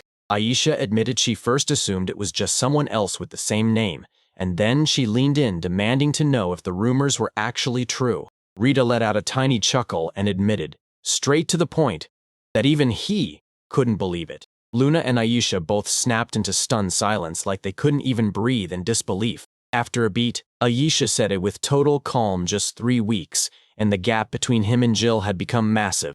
Rita then leaned in and asked if those jet black wolves simply never managed to climb to rank. Aisha shook her head and said it was far, far worse than that. Jill and Gilliam ditched the straight path, turned into ruthless bandits, and now the whole town was hunting them as wanted criminals. Rita sucked in a sharp gasp of shock and blurted, "How did this even happen?" And Alicia leaned in and told her that before she ever showed up here, she'd already had a chance to talk with Rosalie. She couldn't help but ask whether Rosalie had bailed on the jet black wolves, too. Rosalie confirmed Etchi and Nikto were already gone. Rosalie told her that even after Rita got chased out, Jill and Gilliam still refused to swap their gear, and if they get badly hurt, that stubborn choice could cost them their lives. She added that the absolute worst case was Jill always drifting through the days, mine nowhere to be found, missing everything around her. He kept pushing the point, insisting that even without someone like that. But for a while, everything would have been fine until Rosalie said he kept repeating those words so much, it felt like something had taken him over. And yeah, figuring out what he meant was a nightmare. Aisha leaned in and asked if Rosalie never loved Jill, and Rosalie only smirked. Yeah, she had loved her once. And then she let it all go. Aisha wrapped up her explanation. Turns out after all that chaos, they could no longer afford their treatment fees. They snagged some cash, bolted before anyone could stop them, and before long they were living as ruthless bandits. Rita just froze speechless and wide-eyed from everything she'd heard, then rubbed the back of his head, looking hit hard and defeated. Back then, when he first joined the party, he'd seen the rough patches, but he'd also felt it. They were good-hearted people who laughed all the time. Mina stared at him, worry twisting in her eyes, and called out softly for Dad. Luna softly ruffled his hair and told him it didn't matter anymore, and Aisha immediately nodded. Yeah, that was true. Then she dropped it for now and finally confessed.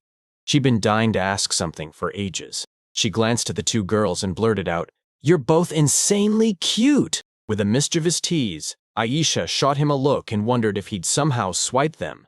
Then Rita snapped back instantly, loudly denying it, baffled that anyone would even think that. Aisha burst into laughter and said, "It was just a joke, all right." Luna then blurted out that, yeah, he hadn't stolen anything, but he'd already snatched her heart, and Aisha erupted into laughter as Rita shot forward, yelling at Luna to stop. Aisha then finally introduced herself for real. Aisha Orlo, Rita's former party member. Mina stepped forward and introduced herself, Mina Dixon.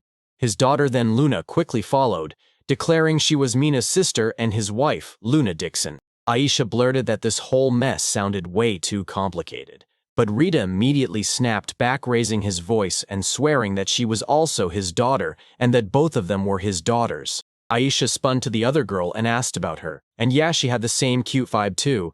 Miran flashed a smile and said she was his daughter, begging to hear all his adventure stories, and Aisha instantly clocked it.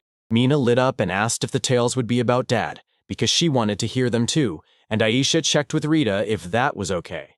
Rita just smiled and said she didn't think his life as an adventurer was all that exciting. He admitted it felt embarrassing talking about himself, so he had her handle it right away.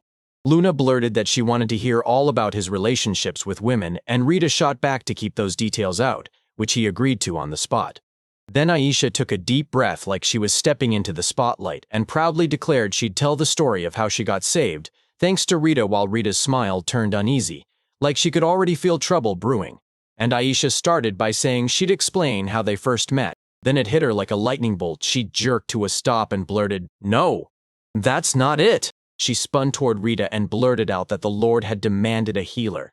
And it was Rita. She told him she'd already spilled her words to the guilt, and that as soon as they were ready, they'd leave right then, hopping into the carriage waiting outside. Outside, Rita screamed in total disbelief, like her whole world just shattered. Rita, Mina, and Luna slipped into the carriage and took their seats in cold, uneasy silence. Rita blurted out, "Wait, What does the Lord even want with you? And why in the world did they send a carriage for us? Aisha shot back that she didn't have a clue. She'd only been told to bring him. And that was it. She said she could guess why, but she wouldn't spill it, because it was classified. Mina leaned in, eyes bright, and grilled Aisha on what kind of person the Lord really was. Aisha muttered that he was kind of strange, and Mina blinked in total confusion, like she couldn't believe what she just heard. Aisha then leaned in and told everyone that, at least among the nobles, he'd basically cut himself off from every piece of his ancestral homeland, then carved out a brand new town in some remote border wasteland. Rita couldn't help but gush. You're seriously amazing. Aisha even chimed in that he once patrolled the town with that vigilante crew, and then even jumped in to help the dwarves build their walls and houses from the ground up. Luna looked at him and muttered, like, you're really something, aren't you? You're strange to the core. Aisha said that because of it, there was a real chance they'd already brushed past him somewhere around town. Mina blurted in total shock at what they were seeing, and Aisha nodded hard. Yep, that's the Lord's mansion. She leaned in and asked, can I have a minute first? The coachman shot Aisha a signal, and the carriage jolted forward like it had just been released. A sudden voice snapped, asking what was wrong. Luna yawned like it was nothing, and casually announced they were guests, and Rita and Mina stared at her, utterly baffled. Rita leaned toward the window, gasped, and alarm-armed men had just shown up and marched straight for them, crowding in front of the carriage to block the way, while a mocking voice praised him for stopping, right before ordering him to do it again. The so-called leader stepped forward and, with a smug grin, declared that since he was so kind, his group should be allowed to slaughter everyone inside the carriage, while the armed men behind him flashed cruel, satisfied smirks. Aisha leaned in and demanded to know who owned that carriage and where it was headed. The leader barked that it didn't matter, he was talking only to the healer locked inside the carriage. Then another voice snapped back, that if this was the healer riding in that carriage, the answer was a big, solid no. And Luna blurted it out with a smug grin, staring down at the men below. Rita gasped and called Luna's name in shock, while Aisha erupted, shouting at Luna what she thought she was doing and warning her it was dangerous. One of the men suddenly choked on pain, and Aisha snapped her head toward the sound. Luna slipped in behind the leader and dropped him in a single, brutal blow. Aisha's eyes widened as he crumpled to the ground, knocked out cold. Rage flaring, another man stormed forward and swung his sword straight at Luna. With a single lightning-fast strike, Luna drove her dagger into his neck, and he crumpled to the ground. A jittery man blurted in shock at her crushing strength, and right then, 3 more armed men surged toward her. But Luna shot in like lightning, slipped behind them, and sliced them down with her dagger. The last few men went wide-eyed as their buddies crumpled to the ground, and Luna whipped her head around with a wicked grin so hard it made them all flinch at once. She sprinted straight at them, and panic instantly cracked through the voices. Who was this kid? And what did she think she was doing? Others screamed for everyone to swarm her and strike as one. But then cries of pain tore through the air as Luna dropped them one after another.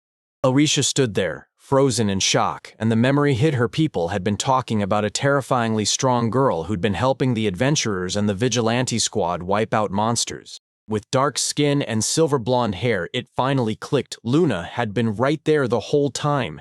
Aisha jolted back to herself, screamed at Luna not to kill them because they had to capture her alive, and Luna calmly promised she only knocked them out. After the fight, they grabbed the fallen men and tied them up. Luna shot down in front of Rita and stared at him like, "Did you see that? Tell me I'm awesome." Rita stumbled over her words, blurted that she was amazing, then quickly warned them not to go reckless, so he and Aisha patted her head, and Luna burst into happy giggles. Aisha stepped up and told them, "The vigilantes have this. Let's go." Then everyone scrambled back into the carriage, leaving the tied-up men where they were, and the ride stayed calm as the carriage crept closer to their destination. Rita leaned to the window, peered out, and whispered that this was the Lord's mansion. He stared in disbelief as it loomed huge and gorgeous before him. Mina lit up and pointed out the view to Luna, and Luna grinned as she spotted a whole herd of horses in the distance. A voice right nearby lit up, sounding delighted, and asked if the bearded dwarf was really the one in question. Rita told Aisha it felt like everyone was more obsessed with the town's scenery than the mansion. And Aisha let out a soft laugh and nodded along. Finally, they burst into the Lord's mansion, and before they even had time to catch their breath, an old man greeted them with a big smile. thanked Rita Dixon and the young ladies for coming, introduced himself as the head butler, and waved them in like the Lord was already waiting just beyond the door. They burst into the mansion, and Maisel led them straight to the Lord's room right when they crossed the threshold. The Lord warmly thanked Rita Dixon for showing up. He stepped forward and declared, "I'm the Lord of Amalus Tita Amalus Rodenvart." And the woman beside him followed with her own bold introduction. "I'm Gabriella Rodenvart." Rita then shot his name into the air, and Luna and Mina followed right behind him. Lord Amulus said he'd already heard every detail of what went down, but they were genuinely devastated for putting them in danger, so he and his wife bowed their heads before them. Luna suddenly blurted out that bowing to commoners was a thing most nobles simply couldn't pull off. Rita shot Luna a quick, awkward look and blurted that they were seriously weird, then hurried to rein her in before things got any worse. Then he told them to lift their heads, and with a calm nod, he let their apology stand. Tita shot him a grateful smile. Then Rita demanded to know why he'd called him in the first place. Rita grinned and told him, "No need to play so formal. Just call me Tita, like everyone else does." And when Rita finally agreed, he stepped up and called him Tita-sama. Tita swallowed his doubt, then snapped out the real reason he needed Rita to heal his sister Valerie. Rita demanded she be allowed to examine her first, and when Tita agreed, he shouted for Maisel, and the head butler bowed and responded immediately. Tita shot ahead and guided them up the stairs. He pointed at a door and told her, straight up, that it was Valerie's room. The butler hustled the young ladies off to another room, promising tea and sweets would be served there. Gabriella shot them an apology and told everyone straight up. They didn't want the girls seeing Valerie like that. Luna didn't fight it, she just accepted it couldn't be helped, and Mina nodded along too, wishing Rita the best with a heavy heart. Once the girls were gone, Rita leaned in and demanded to know what kind of condition Valerie-sama was dealing with. Tita said it started about a year ago. Gabriella said that at their lakeside villa that day, Valerie was mid-meal with the family when a burst of fire suddenly erupted from her body. Tita kept insisting it looked like plain old flames at first, but she'd still been stuck bedridden for over a year. Rita demanded to know if any healer had checked her yet, and Tita snapped back that they already had so badly hurt she couldn't even be healed by a healer guild specialist from the capital. Then he said that just recently he'd heard about Rita this healer from the Adventurer Guild. And before long, Tita knocked on Valerie's door and burst in announcing their arrival. They slipped into the room, and as they closed in on the bedside, Rita blurted out an apology for barging in. He locked eyes on Valerie, sprawled and unconscious, while Gabriella carefully tugged the blanket aside and murmured, "I'm sorry, Valerie." She yanked the covers away and there was Valerie's body scarred with burn marks. Rita just froze, stunned by what she saw. He said he'd examine her, and Tita Amulus Rodenbart wasted zero time. She snapped in her approval and pushed him to move forward. Rita slid up to Valerie's bedside and, with a calm bow, asked for her forgiveness, then introduced himself as Rita Dixon, saying he'd come to treat her. He studied her body up close, thinking, "It doesn't look sore, but those burn marks are getting darker by the second." Then he squared his shoulders, cast a healing spell in total silence, and in the back of his mind he worried, were those scars for real? The burn mark he just patched up blinked out of existence. He froze in shock that she'd healed so easily with just that little effort, then immediately blurted out why she hadn't gotten fixed like this sooner. Rita froze in shock as the vanished marks started creeping back. And then it hit him. Someone was covering up that healed spot again. Tita swore this was exactly how it went, saying she'd pull herself together for a brief moment, until Gabriella Rodenvart snapped that the wounds would start spreading all over again. Rita raced through the situation, then Valerie erupted in flames again, and even as she kept healing, the wound refused to stay sealed. That injury didn't feel real, more like something man-made underneath it, and he couldn't shake the suspicion. Rita fired off another spell, and he realized she was pushing him toward what came next, so he had to try it. Then he snapped his fingers and cast a detection spell. Rita fired a detection spell at Valerie, and Tita Amulus Rodenvart snapped to attention and demanded how she managed to pull off magic like that. Rita told him adventurers swore by it, and he said it was beginner-level magic that sniffed out traps and exposed hidden treasures. With this spell, he pushed it even further. Anything that even reacted to magic would flash a deadly shade of blue, and enchanted items would burst with a glowing white aura. Rita snapped to a halt mid-sentence, and his eyes bulged as he stammered that it was a black curse. Then he exploded in alarm.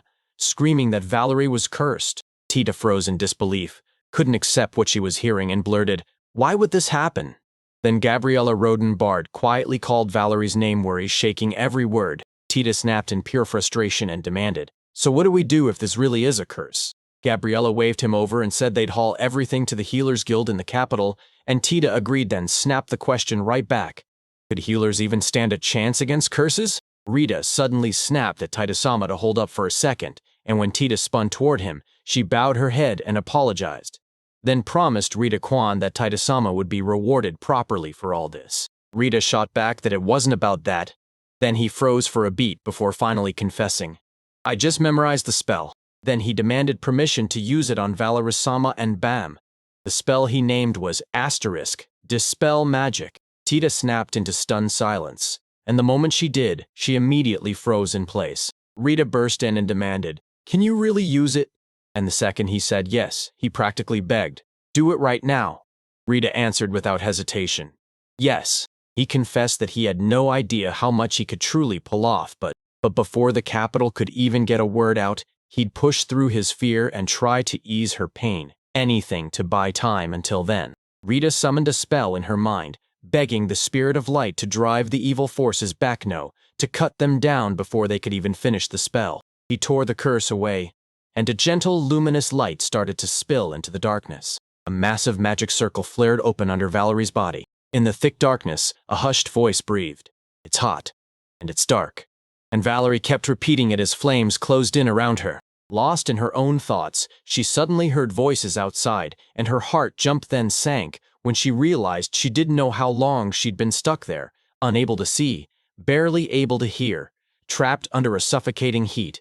She pleaded and begged her older brother to come for her, or anyone at all to get her out of that burning nightmare. Suddenly, her consciousness started to splinter slowly at first, but it felt like the world was breaking from the inside. Then it finally snapped apart and bright light rushed in through the gap. Valerie's tears poured down her face as the light crawled in and swallowed her whole. Valerie shrieked in agony, yelling that it felt like pure fire, begging her older brother to save her. Then Tita Amulus Rodenvart snapped back, calling out to her as she finally realized Valerie's mind was back online. Rita steadied Valerie, whispering that all was well and that the curse was loosening its grip little by little. Valerie snapped her eyes open and demanded who he was then.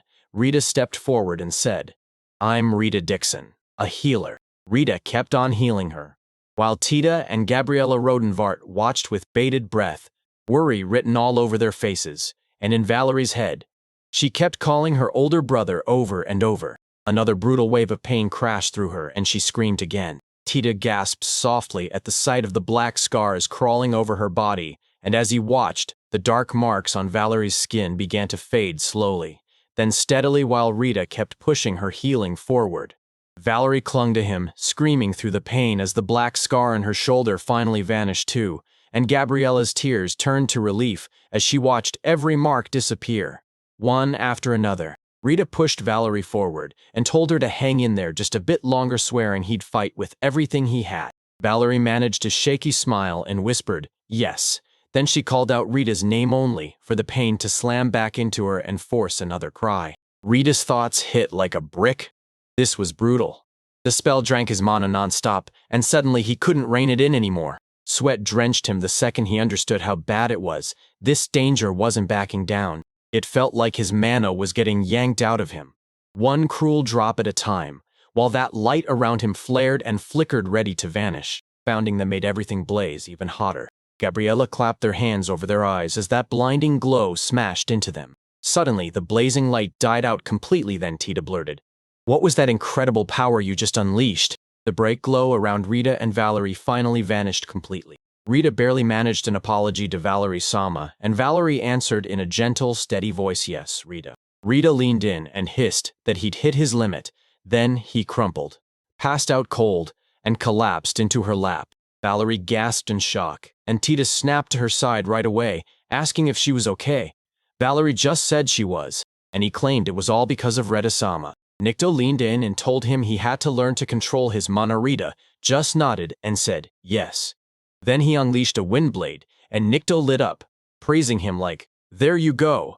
Rita went on to compare it to alcohol, Sip it in small amounts and it won't go to waste. Nikto warned that if he dumped everything in one shot, it would spill everywhere, get wasted, and leave the container empty in a blink.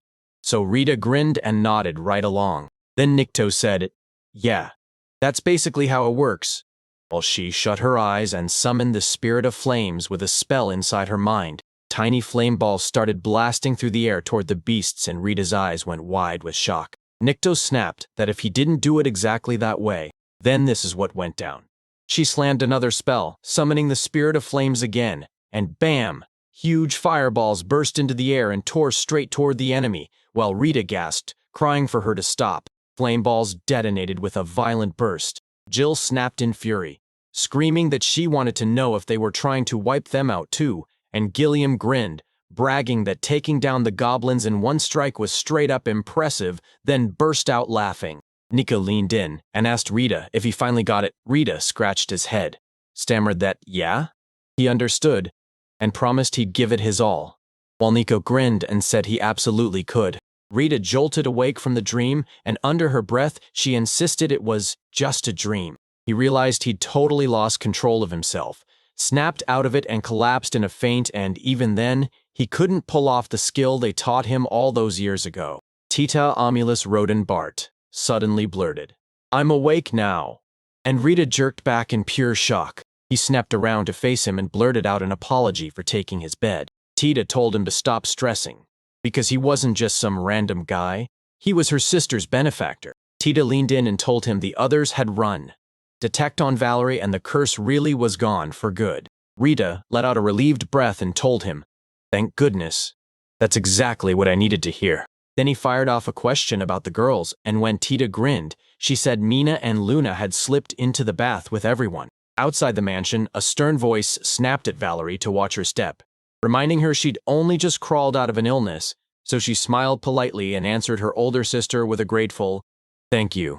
Mina blurted, totally stunned by how huge the bath was, and Luna just nodded along without a word, while Aisha stared in disbelief and complained, "Why am I here when I'm still working? This is way too much for me." Then they stepped into the water, and the three of them grinned, but the other two looked anything but happy. Valerie broke into laughter and said she'd heard Ayesha was just as much of an adventurer as Rita then. With Ayesha looking a little stunned, she confirmed it. Meanwhile, Luna's stomach nodded as she realized it wasn't just Gabriella Rodenvard on the chopping block.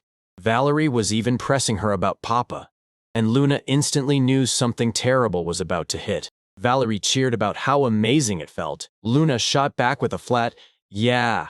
And then once the cold water hit, Valerie winced and giggled like she couldn't help it. Aisha suddenly blurted out why she'd been summoned at all, wondering if Valorosama was after something, and Luna gasped, screaming in her head for Aisha not to start talking. Valerie flashed a grin and confessed that she was. She couldn't wait to fire off 100 questions about Rita-san. Gabriella gasped in shock when Valerie met her so openly. Valerie then leaned in and admitted it. Yeah, it was love at first sight. Luna snapped in frustration inside her head, because she already knew it would come to this. She insisted Valorous-sama was nobility, and demanded it wasn't proper for her to fall for Papa, who was just a commoner. Gabriella calmly shrugged it off and said, "It's fine." Then went even further. Tita Omulus Rodenvart had actually considered letting Rita marry her as a reward. Luna's eyes went wide as she gasped in total disbelief. She shot back fast. Once you've been healed from a brutal illness and then you fall for the healers, so many stories end in heartbreak and regret later on. Mina smiled innocently and said it happened to her too, then asked Luna if that wasn't okay. Luna nearly choked from sheer shock. She snapped, demanding to know which side Mina was on then. Mina just grinned and said, "He said it was Dad's side." Let out a soft laugh as she watched Luna scramble to win her sister over, and then she pushed everyone to spill the truth about who Rita really was, because she didn't want to regret it later. Mina leaned in and asked, "Is this about my dad?" Then nodded and added that he'd been kind to everyone. Aisha said that before, he could be sweet but unreliable too.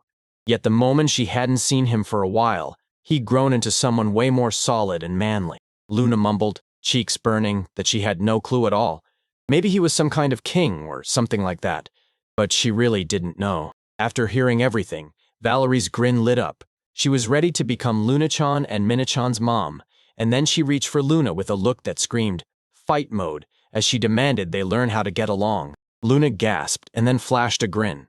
She took Valerie's hand and stepped right in, ready to take on that challenge head first, while Aisha sat there quietly, stunned at how they'd gotten to this point. Meanwhile, inside the mansion, Rita breathed out, saying that after that bath, he finally felt recharged, while Tita proudly insisted it was all thanks to their amazing hot spring. Rita suddenly clocked something and reacted under her breath. The room sat empty and dead quiet, and he realized the girls were still locked in the bath. Tita then pitched, "Let's go grab a drink together." And Rita lit up. "Yeah, that sounds perfect." Night slammed down over the Lord's mansion as two girls came back, and Tita Amulis Rodenvart, Gabriella Rodenvart, and Valerie stepped in and greeted their father and mother together. And when the girls saw them, her eyes went huge with shock. They burst into happy tears. The second Valerie finally opened her eyes, then bombarded her with, "Are you okay now?" Valerie grinned and told them, "I'm fine, really." Maisel, the head butler, suddenly erupted into a cough and yanked the moment to a stop. Then he grinned, saying it was great to see them both so happy before snapping, "Now greet the guests first." Two little girls stood there shaking with nerves, facing the visitors. One beamed and declared, "I'm Oroamulus," while the other stepped up right after and said, "I'm Neroamulus." Tita leaned in and told Rita, "They're my daughters." Then he revealed a bombshell: this spring a school would open, so he'd been grinding them for the entrance exam non-stop. Rita's face lit up with pure admiration. She blurted that it was incredible. Then she whipped her attention to the girls and greeted them with a bright smile. Gabriella grinned and said, "All right, greetings are done, now it's time to eat." Soon, they all swept into the dining area together. Valerie shoved a plate into Rita's hands and gushed that the meat was mouthwatering, and Rita awkwardly swallowed his hesitation before thanking her. Luna suddenly blurted out to Papa, warning him not to live on meat alone and pushing him to eat his vegetables too. And Rita awkwardly mumbled her thanks to Luna, while Valerie then warned him he'd get thirsty after eating those vegetables, and even pushed wine his way. And Rita stammered out another thanks to Valerie Samael. Gabriella just smiled. And Tita stared at it all, completely baffled. Rita and Tita locked eyes, both feeling the exact same shock hit them. And Rita's face twisted with confusion as she tried to figure out what was happening, while Tita looked just as lost, like they were both staring at the same unanswered question. Mina barely whispered that they were right there, and Oro and Nero nodded in sync, agreeing with her on the spot. Valerie then leaned in and said, right in the middle of their meal, she had to tell her older brother something important. Tita blurted, "What is it?" Valerie flashed a sweet smile and boldly said she wanted to date Rita-sama with marriage already in mind, then asked if that was okay. Rita jerked back in pure shock, and the moment those words hit, he was so stunned he couldn't even get a single sentence out. Luna suddenly slammed her fist down on the table. In her head, rage erupted as she snapped that Valerie had finally crossed the line. Bold as brass, she said it right then: no way she'd let Valerie get in her way. And when Valerie winked back, it sealed the moment. Luna shot forward on the spot and chose action. She covered her face with one hand and fired back that he'd already proposed to her, then demanded if Valerie-sama was still okay with it. Rita's jaw dropped in pure shock, and he scrambled to respond, blurting out, "L." Luna snapped her eyes up at him, furious because he'd never meant it as a proposal in the first place. Valerie shot back calmly that she'd seen such a cute rival too, so she was just getting permission, while Luna clenched her teeth, boiling with frustration. Tita Amulis Redenvark shot back that he didn't care about it, then wheeled on Rita and demanded what he thought. Rita cringed and admitted he didn't really know much about Valerie-sama, then blurted that he didn't stand a chance, especially since he was already 30, and in his mind that made him way too old for her. Valerie snapped into stunned drama, freaking out that Rita-sama had turned them away. Then Luna burst in, yelling for her to cut Rita and not drag her into it. Valerie snapped that she hadn't meant it like that, and Luna grinned and said Papa already had her as his wife, until Valerie snapped back, sharper, that Luna was his daughter and that was where it ended. Tita then leaned in and said, "Let's start as friends, marriage can come later." And she grilled Ritakuin about it. Rita rubbed the back of his head, stumbling through an awkward smile, and told her he didn't mind being friends. Luna shot back immediately, insisting they didn't need to do any of that. Tita brushed off the protests. then begged Rita-kun to look after Valerie. Rita stammered out his agreement to Gita-sama. Suddenly, Valerie got an idea, and she quietly snapped that it was a bad one. Gabriella Rodenvart leaned in and asked what was wrong, and Valerie said that if Rita-sama ever became her friend, then her older brother would be stuck being lonely again. She said it with a grin, teasing him to death. Tita's eyes went wide, and he dropped his jaw in shock. Then he loudly denied it. Soon their visit was cut short, and Valerie clasped Rita-kun with a warm thank you before they parted ways. Nero Amalus and Oro Amalus each promised they'd see Mina later, and Rita told Tita that they'd had him in their care too. Luna slipped into the carriage and sat still, while Rita's smile lit up as he stared out the window. Meanwhile, Luna's mind churned with the weight of the curse. She reminded herself that dispel magic was basically mythical even. Healers didn't touch it, and only priests, the real experts, could normally pull it off because it guzzled a massive amount of mana, and from what she'd heard, took days just to cast. Even if Mina's gift was the reason, she couldn't brush it off. No way something like this could have been done in just half a day. Even that old fireball wasn't just a trick. It was the real power he'd been hiding. Mina suddenly snapped Luna out of her thoughts and demanded to know what was wrong. Luna whipped her head around and told her she'd only been stuck thinking about how insanely amazing Papa is. Mina beamed from ear to ear and nodded, fully convinced he was genuinely amazing. Luna then wrapped her up in a hug and gushed that Mina was just as incredible. Then she went quiet and a warm smile crept across her face, believing that, with all his kindness and warmth, even Valerie-sama would fall head over heels for him. She stared into the distance, heart sinking, and finally admitted there was nothing she could do. 2 days later at the inn, Valerie stood right by the entrance and asked sweetly if Rita-sama was inside. Luna's fury surged, and she demanded to know why Valerie-sama had shown up there. Tita Amulis Rodenvard let out an awkward laugh, insisting he only wanted Rita to heal him. And Mina and Miran shot into shock when they saw Taito-sama. After a moment, Rita slammed a healing spell into Tita's wounds, then demanded, "So how did this happen?" Tita let out a bashful chuckle and said it all started during the fight with the thugs who ambushed him. Rita leaned in and asked if he'd taken anything away from that incident, and before he could answer, Tita got cut off by a sudden, ear-splitting crash. Voices erupted and rage. One demanded to know if that was really how they asked for help. Another swore they'd heard a healer was there, and a third screamed for him to be dragged out right now. Rita snapped into confusion the second someone brought up a healer. Then he said he'd swing by and take a look, and Tita gave a quick, solid nod. Rita barreled downstairs and shouted at Riggs, demanding to know if trouble had struck. He just said he'd heard whispers of a healer when a cup suddenly rocketed straight at him. Rita shot aside at the last second, and then caught off guard. She jolted in shock. The man barked, demanding answers. "Are you the healer?" Then ordered him to come right now and fix him.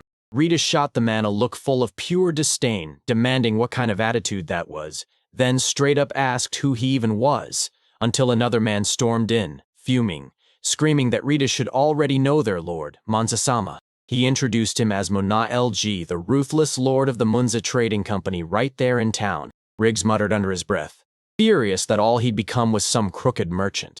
Manza yelled at Rita to hurry, insisting it burned and hurt like hell, then even threw a platinum coin down as payment. Rita stayed cool and told them, "We'll talk money later. Right now, show me the wounds." Munza grunted through the pain, inch by inch peeling off his clothes. Once he finally ripped them all off, black marks sprawled across almost his entire body, and Rita's breath caught as shock slammed into her.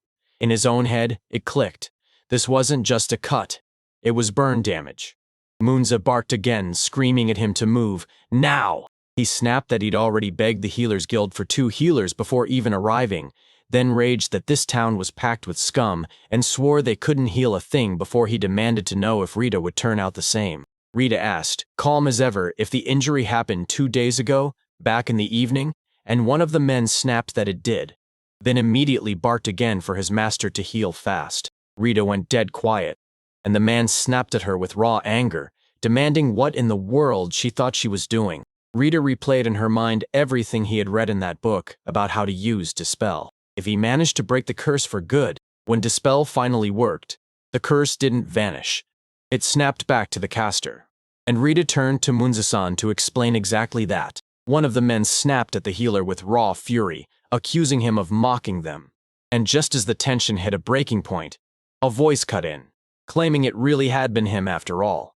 Valerie hurried down the stairs and snapped Munza's attention. She locked eyes with him, and Munza's shock detonated as he saw Valerie because in his mind, she was supposed to be dead under that curse. Tita Amulis Rodenbart admitted he didn't even realize Valerie was cursed until the very day before yesterday.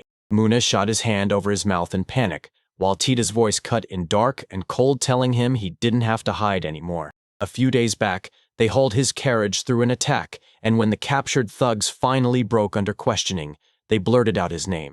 Valerie stared him down and said it was over. There was no more talking his way out of this, and Munza clenched his teeth so hard it looked like they might crack. He watched them in total silence, and the thoughts in his head started screaming. He stared ahead and realized the head of the house was right there along with 3 brats, and 2 of them belonged to the Amulet family. He wickedly chuckled. Then Munza stormed up to Tita Amulis Rodenvard and barked that he'd regret stepping into town with 0 guards. Without a beat, he barked an order to slaughter everyone except the healer. Armed men smashed into the room and barreled straight at them. Rita stayed icy calm and planted a spell in his head, ordering them to be bound. Use chain bind and boom. Chains snap into place, wrapping the enemies up tight and freezing them in place instantly as Luna surged forward with razor-sharp precision and smashed a kick straight into Munza's face, blasting him into the wall with a bone-rattling crash. Then he screamed from the impact. Muna said those guys were insanely lucky. As she refused to spill blood inside the inn, Munza snapped with shaky nerves. He gasped, whipped around to his men, and demanded to know what they were doing. But they only wobbled unsteadily and crumpled mid-step before. Valerie strode forward, stared Munza down with icy fury, and demanded answers. Why in the world had he cursed her? Munza clutched his heart in his throat, completely speechless and blown away. Valerie slid in right beside Luna, clutched her dagger, and pressed the blade to Munza's neck. Then she snarled for him to talk. A thin ribbon of blood appeared as sweat streamed down his face. Munza finally snapped back, his voice trembling as he admitted the reason Valerie Sama's school was getting in the way of their whole trade. Luna and Valerie both froze in total disbelief. Valerie calmly took in his answer, then slammed a punch straight into his face. Munza crumpled onto the floor, knocked out cold. Then Rita blurted in shock as Texas Tech stormed into the room, seized Munza by the neck, and grinned like, "Guess you weren't needed as a guard after all." Tita burst into laughter and nodded, like, "Yeah, looks that way." Then he threatened, "I'll lock you up." And Tita snapped back, "Go ahead," because she was already planning to grill Munza for answers too. After a bit, outside the inn, Tita spun to Rita and blurted out an apology for the mess she'd caused. Then Valerie marched up to Riggs and apologized for everything that went down. Tex shot Rita a wave and promised, "We'll drink again tomorrow." Then he tipped his farewell and headed off. Rita waved right back and smiled, telling him, "I'll see you later." Rita let out a heavy sigh, then said the case was finally cracked. Then he wondered how Munza even got tools that could curse people, and after a second of thought, he decided to shove that mystery straight onto Tita Amulis Rodenvart. Rita gently patted Mina's and Luna's heads and urged them to head to the guild to hunt for quests, and Mina lit up with a cheerful yes as the 3 of them set off together toward the guild. While the capital buzzed outside, Amanda Rose sat at her desk, her mind locked on one brutal detail. Rita Dixon wasn't a Healer Guild member at all. She was an Adventurer Guild medic, still saving people and charging next to nothing. She feared the Adventurer Guild had sniffed out his weakness and was pushing him to grind himself into the ground. She then ordered Rita Dixon to wait for her, swearing Amanda Rowe would come for him. Then she glanced at the towering mountain of paperwork on her desk and sank back into her chair, admitting the truth. First, she had to crush those piles of documents. Rita showed up at the massive mountain with Mina and Luna in tow. There was Eric, waiting right there, and it had been almost 3 whole weeks since they'd last seen each other. When they finally reunited, it was warm, effortless, and real. Eric also shot Mina a quick check-in, and she was beaming like nothing ever happened. Mina stared at Eric like, "Why are you here?" And the truth hit fast. His company was going to handle the Black Dragon's transport, and Rita understood it instantly.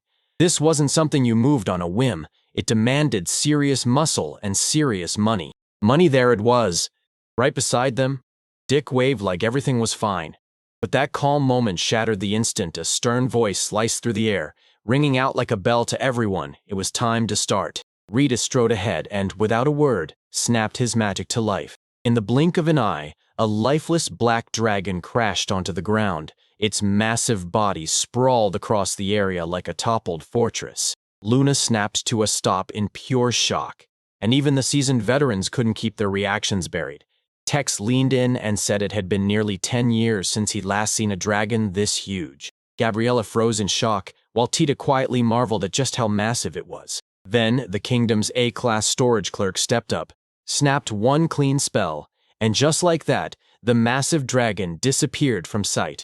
Just like that, an army-shaking monster got stuffed away like mere cargo. Efficient people were downright terrifying. Rita didn't flinch as she calmly let the rest hang in their hands. Klaus and Rang kicked off a heated talk about payment. Rang even confessed he planned to pay only after the assessment. But Klaus had a fresh plan: ditch the usual route and sell the dragon at auction. Because that's how you squeeze out a fortune. And who cares if it takes slaying legends to do it? Rang finally let out a breath of relief when Klaus agreed. Then the tense mood didn't last for even a moment. Valerie burst in out of nowhere and sprinted straight in, like something was about to explode, and crushed Rita in a tight hug, beaming with pride as they cheered for the man who finally brought the dragon down. Luna snapped into action and sprinted over, wrapping her arms around him too. The two girls started escalating their challenge, gripping each other even harder than before. Rita is forced into the open, trapped where everyone can see her.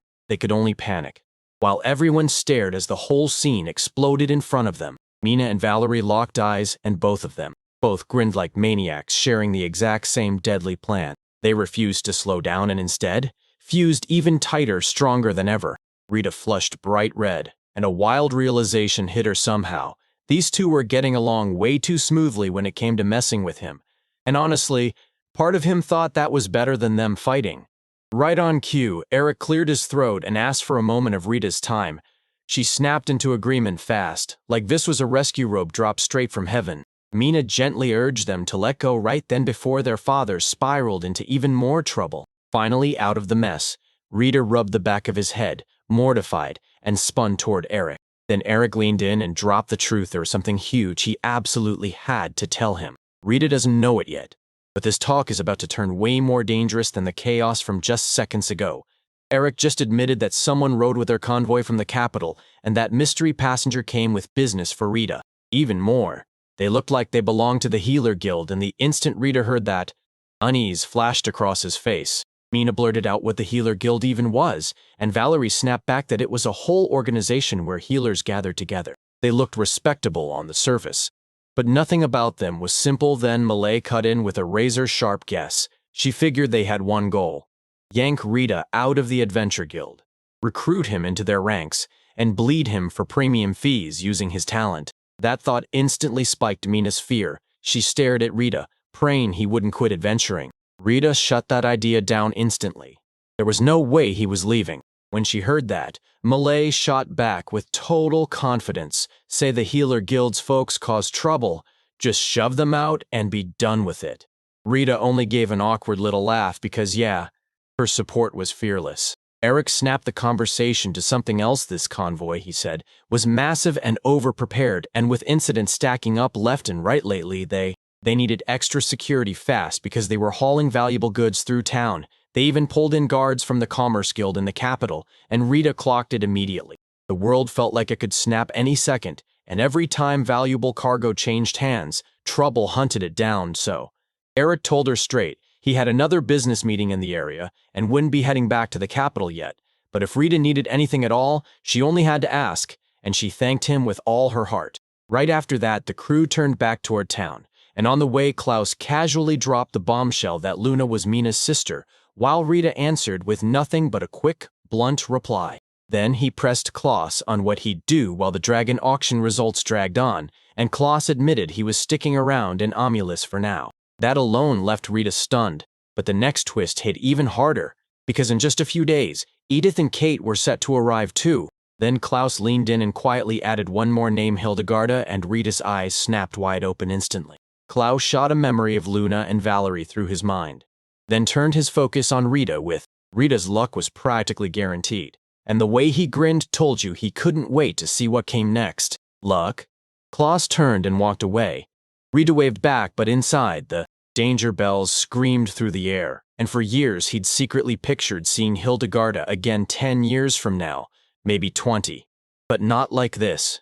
Not ever like this. Keeping Luna and Valerie under control was already a nightmare, but then Luna suddenly clocked that Klaus was already gone. Rita froze for a heartbeat, and the terror finally slammed into him. What if Luna and Hildegard actually crossed paths? Rita kept pushing toward town, even as a looming disaster bore down on her like it was closing in with every single step. Mina stared at Rita like she didn't trust a single word, because he was sweating way too hard for everything's fine, so she demanded what happened. Yet Rita swatted the concern away before it could even land. He sucked in a deep breath, steadied his nerves, and plastered on a calm face. Then he shoved the coming disaster out of his mind, because denial was the only shield he had for now. Meanwhile, at Nevin Clinic, peace was nowhere to be found once they uncovered the truth behind their crashing business. A furious voice ripped through the building. It all came down to one man. Rita and the local healer, Nexon Crow, stood there staring at rows of empty beds while the visitor demanded where the town's other healer, Yuri Temperance, had vanished. And Yuri snapped back that she'd gotten bored, stopped using her healing magic, and barely lifted a finger for it anymore. She was different in her own way. Just knowing she could heal whenever she wanted was enough to set her apart. Yuri wasted no time. He dropped the real problem in front of everyone and shoved the Adventure Guild's fresh pricing list into the scene. The Viz. The visitor gaped in disbelief. Those healing fees were shockingly low. 5 silver coins, almost the same price as potions, left everyone staring in stunned silence for a beat. Then determination bulldozed the shock out of her heart. Amanda Rose straightened up, made her choice, and swore she'd force the guild to slash those prices. Even better, she'd step up herself, pry Rita Dixon's eyes open, and drag him straight into the glorious Healer Guild. The next day, inside the Adventure Guild's meeting room, town officials were already huddled over brand new plans. With Munza Corporation wiped out, Malay burst in with the plan to turn that empty stretch into a brand new medical center.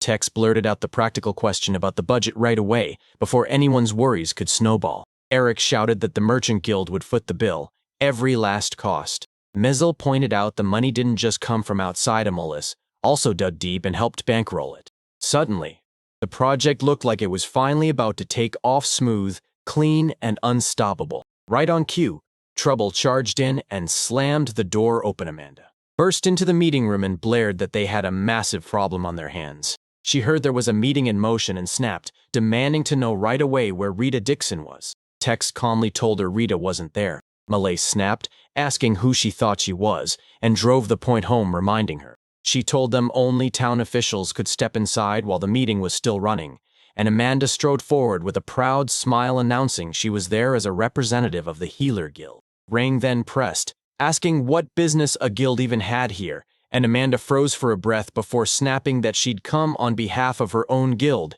Yet she doesn't realize this. Stepping into the room was the easy part, because she's now dead set against a clinic's construction, calling out a road healer like it's her mission to shut them down. Tex immediately challenged her own position, even though the town's lord had already given his approval. Amanda refused to back down. She looked at the town and saw 2 healers from the Healer Guild already, so any new clinic felt like an insult to them. She pushed the debate even harder, insisting the town was straight up exploiting Rita Dixon by slashing the healing fees so low. That line hit Malay like a spark. She snapped back at Amanda, reminding her that Rita wasn't just someone. She was family, and a benefactor who kept the town going. To her, the idea that they were using him felt less like a theory, and more like a cruel joke waiting to land. Amanda shot back, jabbing at the pricing like it had betrayed her. Healing fees matching potion costs had to be exploitation. But Malay stayed cool and calmly laid out the truth. Rita was an adventurer. His healing costs came from quests, and he was completely satisfied with the deal. Amanda smirked and snapped that Rita just didn't get how valuable healers were, wrapped in guilt and all. And that insult landed hard. Malasse's patience started disappearing. First, she snapped and demanded to know what anyone even needed to learn about a notorious organization that raked in massive fees while calling it donations. Amanda recoiled. Then her fury detonated. She even warned that, if she wanted, she could shut down Rita from calling himself a healer, yet Malay hit back with something far more powerful. Rita didn't heal because of a title. He healed because he was Rita, and that was who he'd always been. The room went dead silent as the two women locked eyes, glaring like they'd burn the other to ash. Rang finally stepped in and barked at Malay to calm down. Once she threw out that apology, Rang spun around fast. He snapped his focus to Amanda, and the calm on his face was so complete it felt unreal, like he wasn't even bothered. He reminded her this was an official sit-down inside the town's guild branch, because the Healer Guild had no outpost in Amulis, so they had zero power here and no right to interfere. And Amanda's fury made her tremble. Rang didn't budge an inch, like even her objections couldn't move her at all. She could storm straight to the town lord with her complaint, or march right up to Rita himself. That hit answer lit a fuse under her. Amanda exploded out of the room and slammed the door so hard it shook. The second she was gone, Malay smirked and stuck out her tongue in pure victory. Tiny move, huge payoff. Back at the inn, Rita grilled Luna for the name of the organization tied to her, and Luna finally blurted out, Crimson Topaz. When Luna pressed him for the reason he cared about Rita, after thinking it through, he finally admitted, at the very least he needed the name, so he could stay on guard. Luna's eyes snapped wide. She finally clocked it. He wasn't just thinking about Mina. He was worrying about her too. Feeling that care in her chest, she grinned and asked if she could thank him with a kiss, maybe even right on the lips. Then Rita shot down the teasing, while Luna swore she meant it. Right when everything was about to escalate, a thunderous voice ripped through the air outside. Someone was shouting that Rita Dixon needed to come out. Rita held her breath and nervously peeked outside, only to spot Amanda standing there, bold as brass, waiting for him. Because what he doesn't realize yet is that their blow-up in the meeting room was just the warm-up.